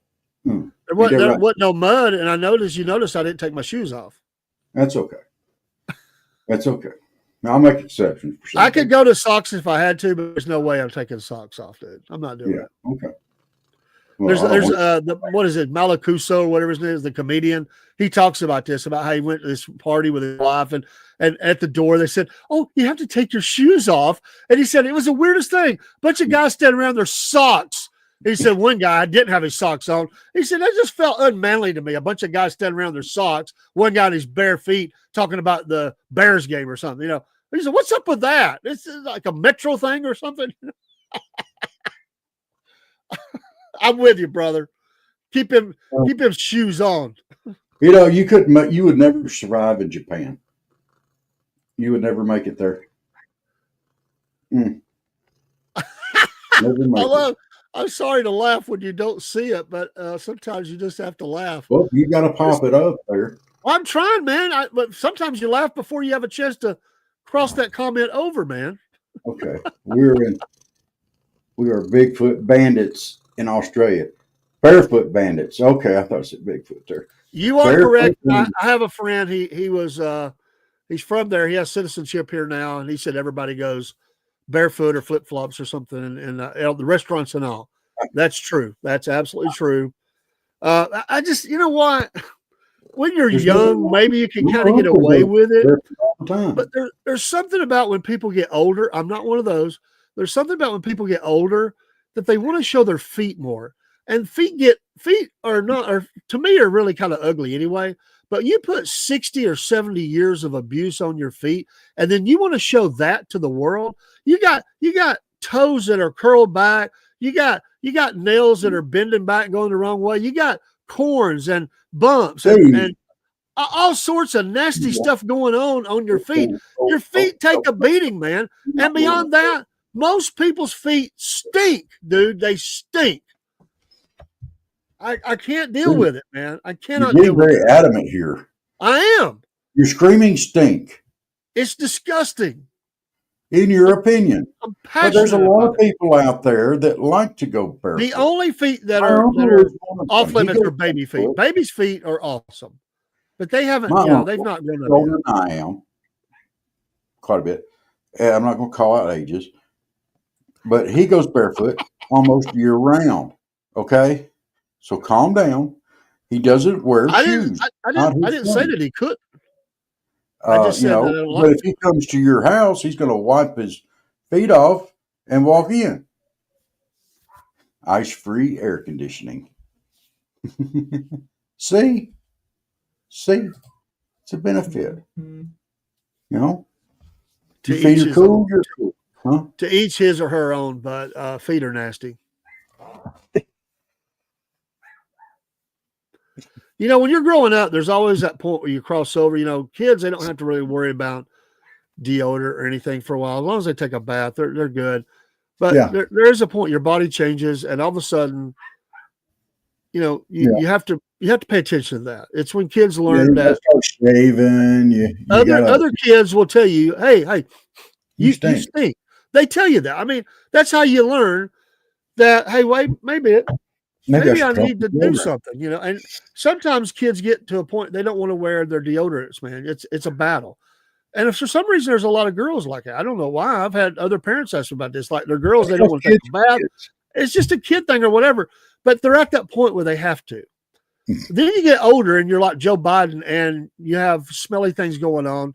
And you kind of come back to it where you kind of stinky, you know, and you get a nickname, Stinky. And Yeah. feet are Well, a big Joe got it problem. because of his Depends being full all the time. But feet are stinky things. I mean, they are. They stink, man. Well, Joe didn't do it because of his feet. I'm telling you, he was dropping landmines in his Depends, stink bombs, so to speak, or solid flatulence, whatever you want to call it. I appreciate the sentiment. I really do. But Rob found out that I'm pretty set in my ways, and no, I wouldn't change. Rob lost out on a bet this past week, but I wouldn't change. And I'm not being cocky. I wouldn't. I He don't would. go. I Just don't go. wouldn't. By the way, let me just state it because I am what I am. I've never wore flip flops in my life. I have wore sandals a couple times. I hated it, and I never wore them again. I am a sock and a shoe kind of guy. A sock and a shoe and a sock and a shoe. And I don't wear my shoes without socks. I mean, I might go to the mailbox or something, but I wear socks and shoes, and I always do. I don't even wear shorts. I don't wear shorts out in public. I might wear them around the house. I don't go out in public. I wear pants. And so I I'm go along different. with that. The I'm only different. time I wear shorts is either in the house after I've had a shower, or I'm at the beach. Well, at the beach, I can see that, but Hey, I'm yeah, with you. I just don't. I'm, you know, But I have a different reason probably than you. I used to wear shorts all the time. When I got out of service, I went with some folks to Lake Blackshear, and I stayed out there all day long. And my legs got blistered like you would not believe. I'm a oh, I redhead. I bet. don't know if you could tell on there or not, but I was pale back then. And I'm going to tell you something. I got blistered. But yeah, my legs were redder than this hat. Both of them. And then I had to wear jeans into work, Oh, yeah, that's fun. on my sunburn. And I mean, and the only way I could sleep at night was I had a fan blowing directly on them, and I had a mist bottle, and I knew when the water evaporated because it'd wake me up. Oh, That's how bad it was. I mean, it was horrible. I wear jeans outside or pants. You ain't gonna yeah. catch me out there in shorts unless I'm at the beach and going out in the water. And then I'm gonna have 140 sun power SPF, SPF 9,000, whatever I can find, and I will be reapplying.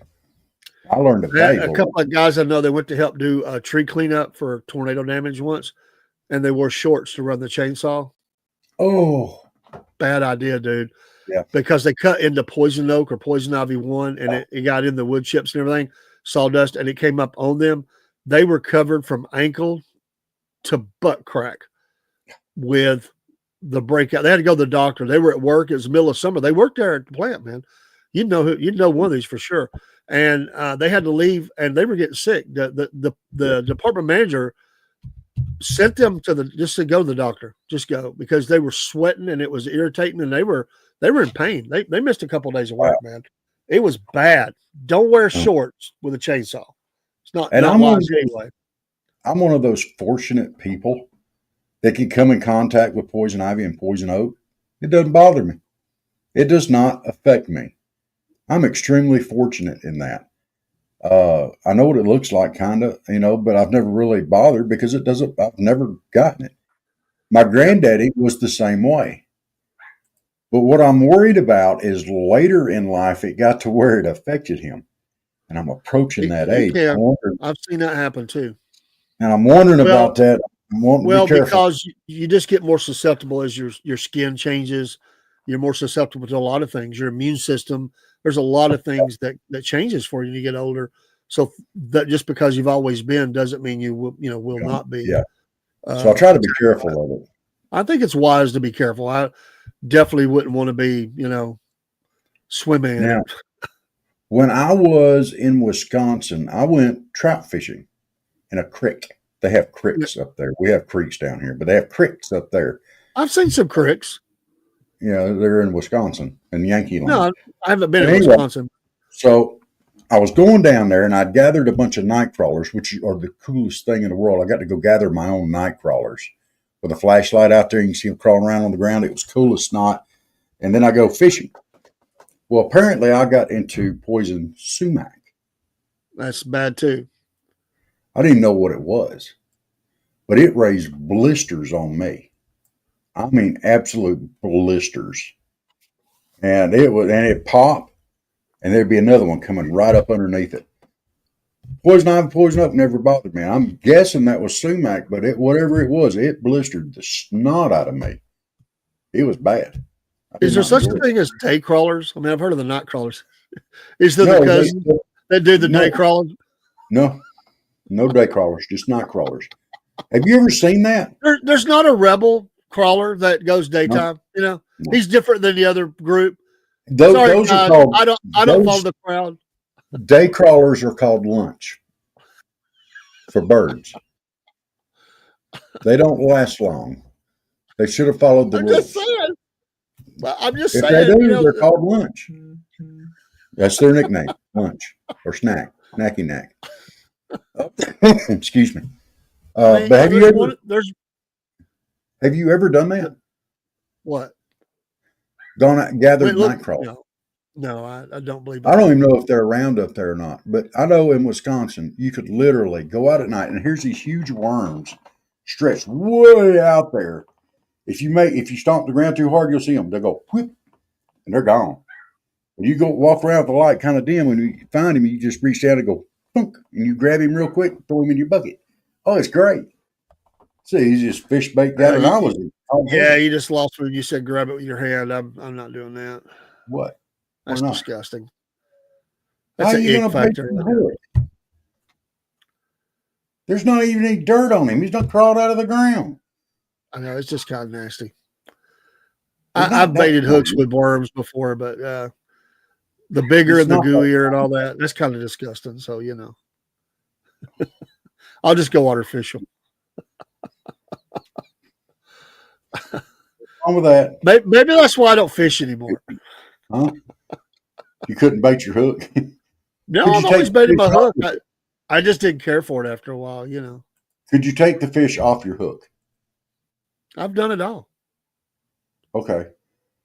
Well, night crawlers are no slimier than a fish is. I agree, and I just didn't really ever care for it. I'd done it, but I didn't care for it. But see, I this just, is I've went fishing. I just discovered that I'm not a fisherman. I that's support it. okay. You don't have to be. And I think probably one of the things that really aggravates me about, and I support hunting and fishing. Let me be clear about Yeah. this, clear as a bell about it. I Okay. think part of the problem I have, I've never been a very competitive person, and it really kind of turns my stomach a little bit.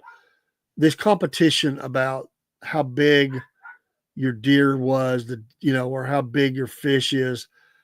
I don't know. I get the sport part of it. Kind of, I don't know. I don't care for it. Hey there, Lewis. Lewis? Merry Christmas to you. I hope you've had a great day. Yes. I'm betting Well, Lewis would agree with me on this, that's kind of icky, and he probably wouldn't do it either. So I'm just I guessing. kind of got the feeling that he would. I think I'm right. All right. So, as somebody who has competed in some of these kind of games or tournaments, whatever, here's my thought pattern on it. Okay. There's a certain amount of skill involved. There's a certain amount of education involved. There's a certain amount of knowledge involved to be able to track down where the bigger fish is going to be. It's more, and there's some luck involved too now, don't get me wrong, but in order to find the biggest fish and then get the opportunity to try to catch it, there's some skill sets involved there. So it's more than just, oh, my fish was bigger than your fish. There's more to it than that. Uh, and on the deer hunting, I absolutely agree with you. I mean, you could see deer heads on the wall, and it's kind of like oh, look at my big old deer. I like them in the freezer. I want them Yeah, used. and If that's I'm me. going to have it, I'm going to eat it. And this is my point: is what is the purpose of these critters? Is it to hunting competition and show that off? They say, well, we put them back; they live well, but you put them in pain to jerk them into the boat or to, whatever, or I track might them down. argue that And now. they say that they don't eat them. So, I mean, what's the point? To me, it's vanity. I don't know. That's just the way I feel about it. Okay. Sorry, I'm not. Well, I'm not saying that against you, Rob. I know okay. you like to Let fish. me put this out there too. Okay. I could see where you're coming from. I'm not a huge supporter of catch and release. Okay. Yeah, I think those fish could be donated to orphanage or veteran center or something like that. However, there is such a thing known as management. It's not I understand. just there's not just bass either that we do this with. Do it with trout and stuff like that. You Can too, you Lewis. release? Yeah, we are having a good night. I hope you are too. Oh yeah, Bubba. We're not arguing. We're just having a discussion here. We don't argue. We just discuss. But sometimes it gets heated. Here's my thought: when I'm out there and I catch this great big bass, say I catch a 5, 6, 7, 8 pounder, whatever. Okay, and I take him off the hook. And I'm thinking about taking him home or taking some measurements and maybe getting him mounted, you know? And then I start thinking about this kid up there on the shoreline or some old guy, old vet, something up there on a dock somewhere fishing. And the look and the thrill that they would have if they caught it. So I release it, you know? Yeah, But I don't keep it in the boat all day. I don't keep it, you know, if I'm going to release it, I release it now. I don't wait. And I can yeah, just picture some kid. And that's my hope, you know, is that youngin' up there fishing with a cane pole or something lands this thing. That would just tickle the snot out of me, you know, and I can see that in my mind's eye. And that's a lot of the reasons why I release, you know. yeah. It's a lot of ways So, to look at it. It's not my lane, so I stay out of it. I support it. I fully support hunting and fishing and all those things. I don't like abuse or anything like that. no. And people that trash things for their own benefit or whatever. But I Yeah. do support those things. The money goes to help keep some of those things clean and all Joe. that. I get all that. I get it. It does a lot of good things for kids, but I'm just not. By the way, my 80-something-year-old uncle, my sister showed me a picture. He got him a big buck. I think it was just there today. Quit that. Great guy. Get down. Not just because he's my uncle. He's a great guy. Hello, Jen. Thanks for the Merry Christmas. Merry Christmas to you. Hope you've had a great day. It has been a really good day. Thanks for everybody being in the streams from wherever you are streaming from. Or if you listen to this program after the fact and you listen to it in a video or audio recorded form, we want to say thank you to that. So I know everybody can't come in live, but we appreciate you giving us some of your time on Christmas night. A lot of you in here from X. We appreciate that.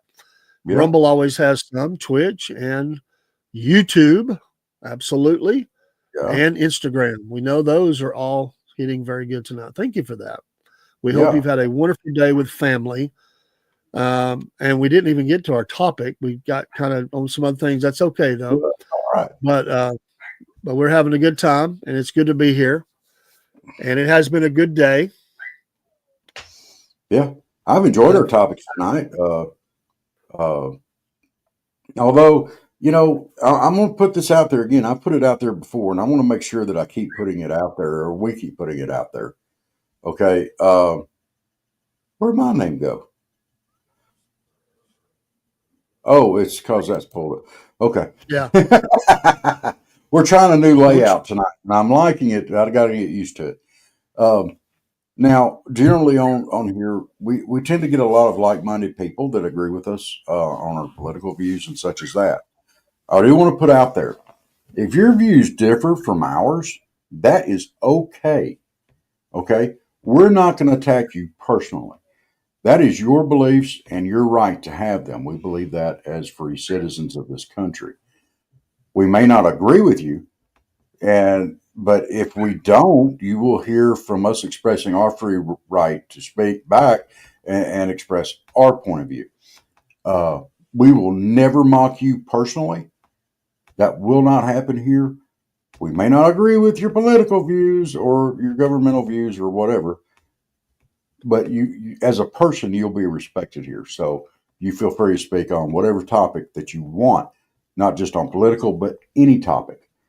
We may not agree. We ask you to keep it clean because we try to be family friendly on here. Occasionally, if the rules get broke a little bit, usually about me, but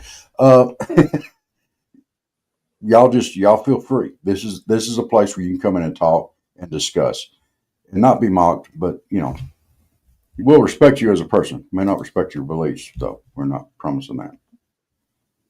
We'll respect your right to have them. Okay. Sorry, Dave. I just listened. All right. I was just thinking, though, I have to bring it up. If Tim Walls did come on the program,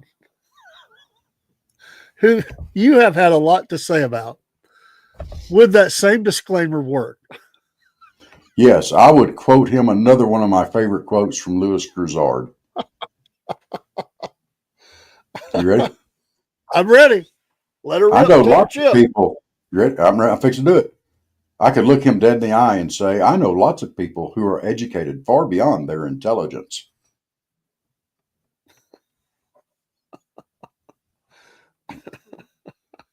That's a very nice way to call someone a dumb butt.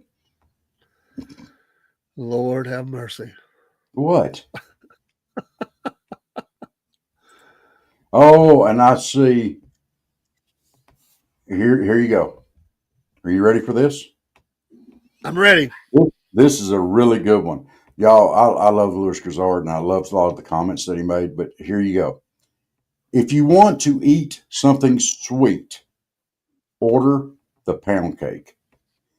Anybody who puts sugar in the cornbread is a heathen who does not love the Lord, not to mention SEC football.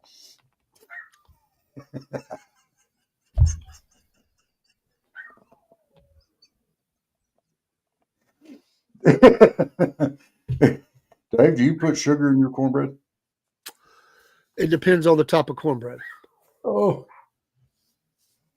Regular not cornbread, scared. absolutely not. But if I'm making Huh? the yellow cornbread, it might have a little pinch or two. Okay. Maybe. I It I is. can It see is a that. little sweet. That's more And like, there's also Mexican cornbread. There's different types, so that's a little but hotter. It, it, that it yellow depends on what you're cornbread, making.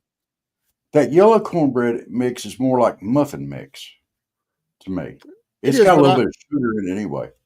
I Seems like I don't have it, but it's a rare occasion. But I have had it, and I do like it.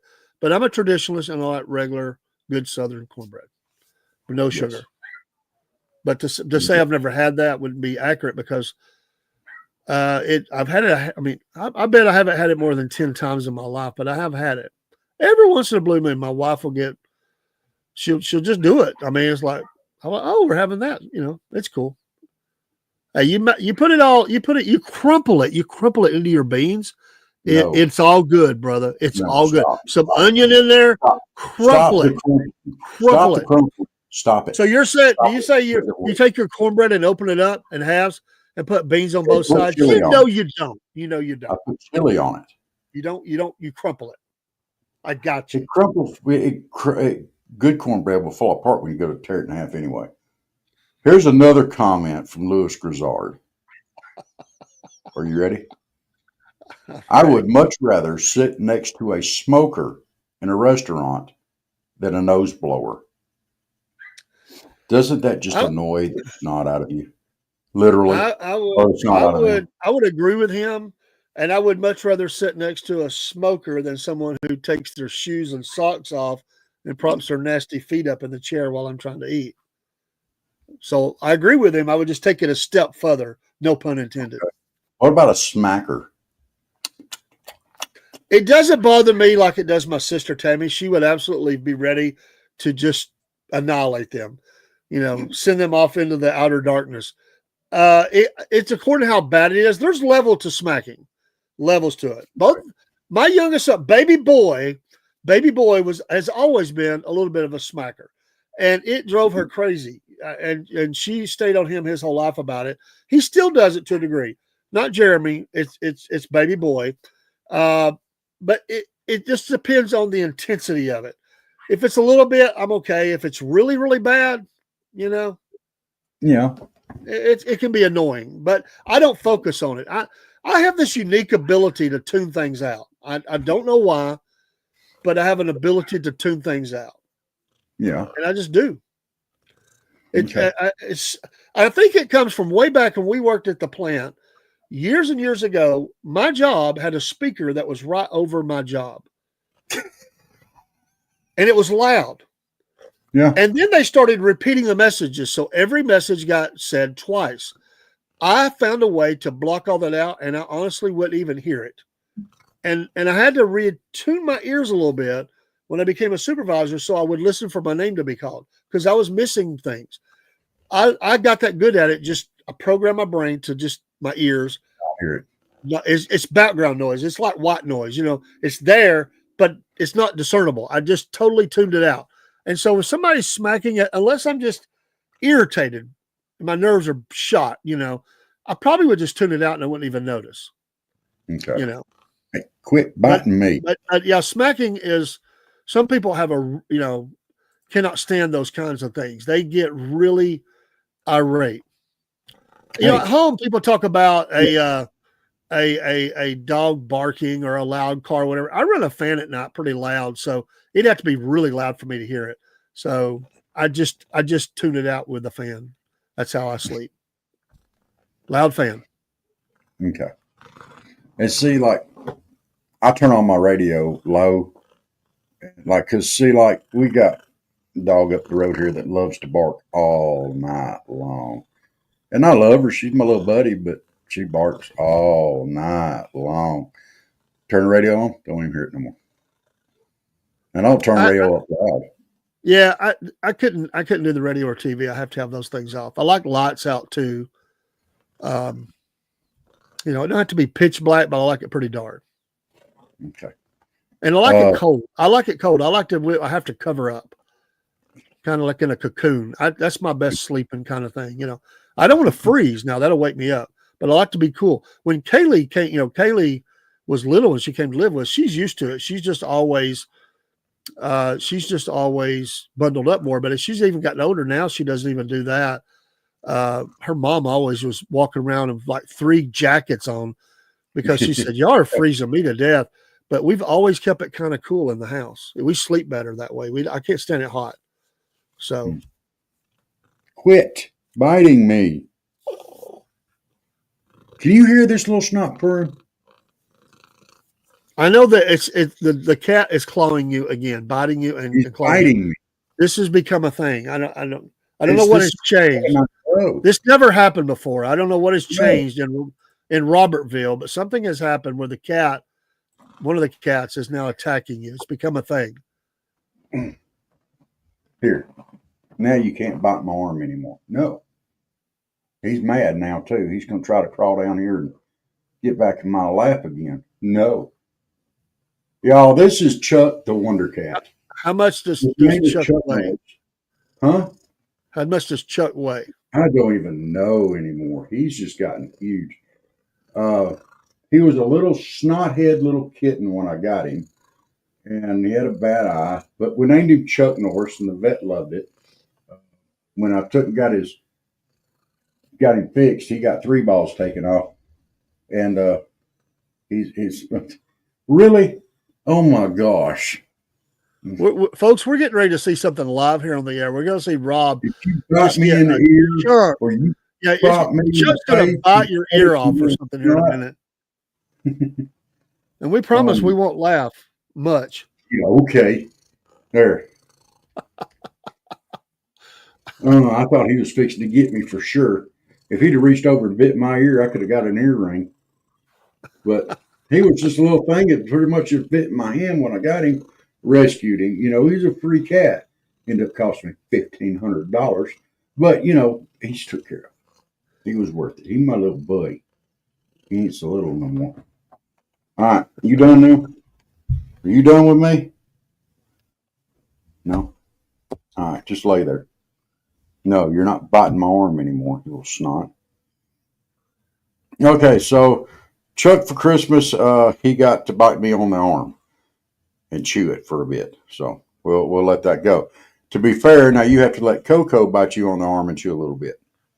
Coco will not get close enough to me to do that. She does not come close to me. She'll come and look at me, bark a little bit. Unless I have food, she'll come and get the food and take off.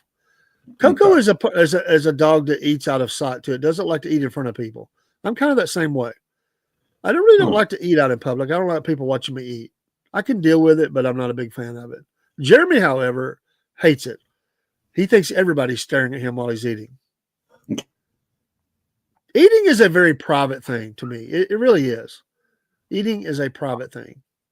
I'm too fat to be worried about that. Some people are very critical of your eating habits, and they don't mind telling you. And it can be annoying. Like you said, the smacking. Well, there's other things that people, and if I feel like I'm being evaluated for a job of how I eat, I'm out. I'll just not eat. I mean, I just don't care for that.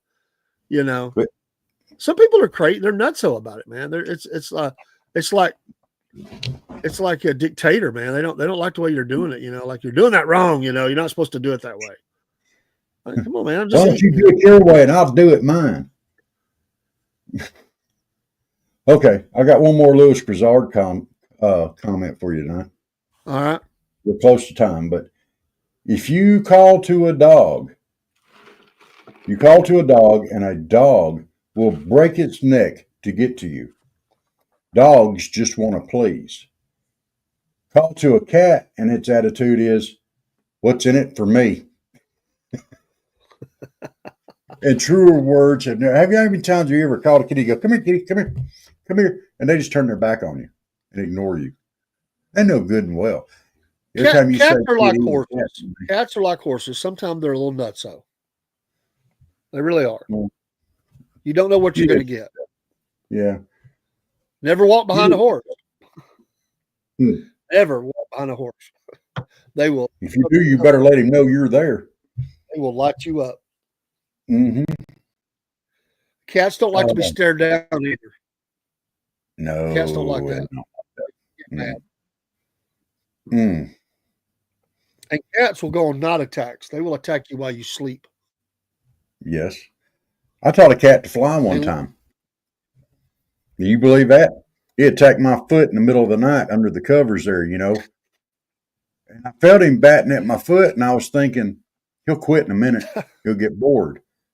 And the next thing I know, he was on it and had wrapped all four legs around it, claws out and chewing on it. He's like, ah!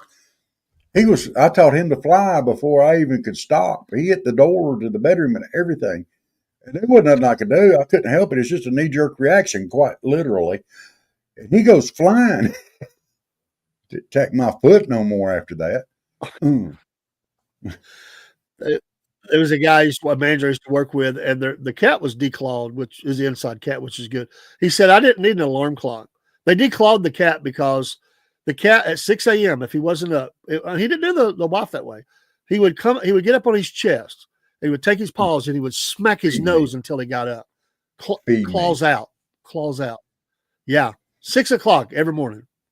He learned to get up before 6 o'clock. Oh, I forgot one. I've got to do this one because we may not come back to Louis Grisard for a while. I've got to do this one. You will like this one. And I promise this is the last one because we're out of time. But God bless Merle Haggard. He did all the things that Johnny Cash was supposed to have done.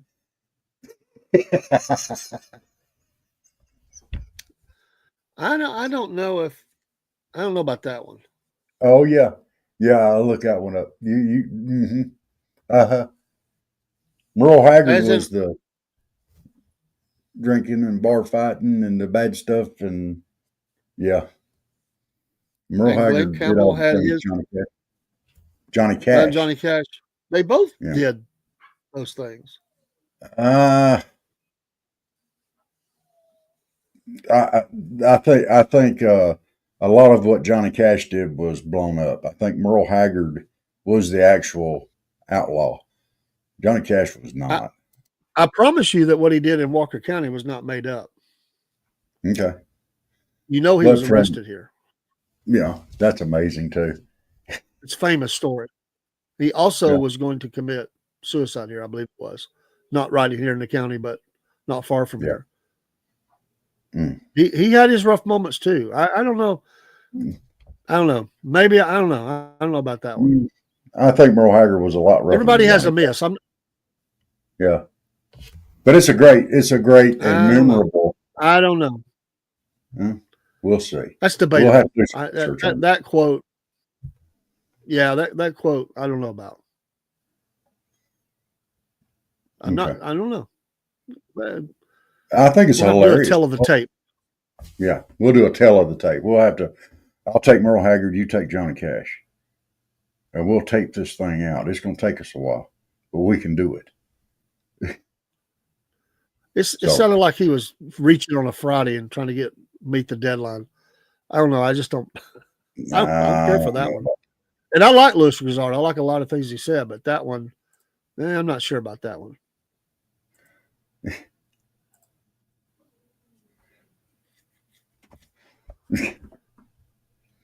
Okay.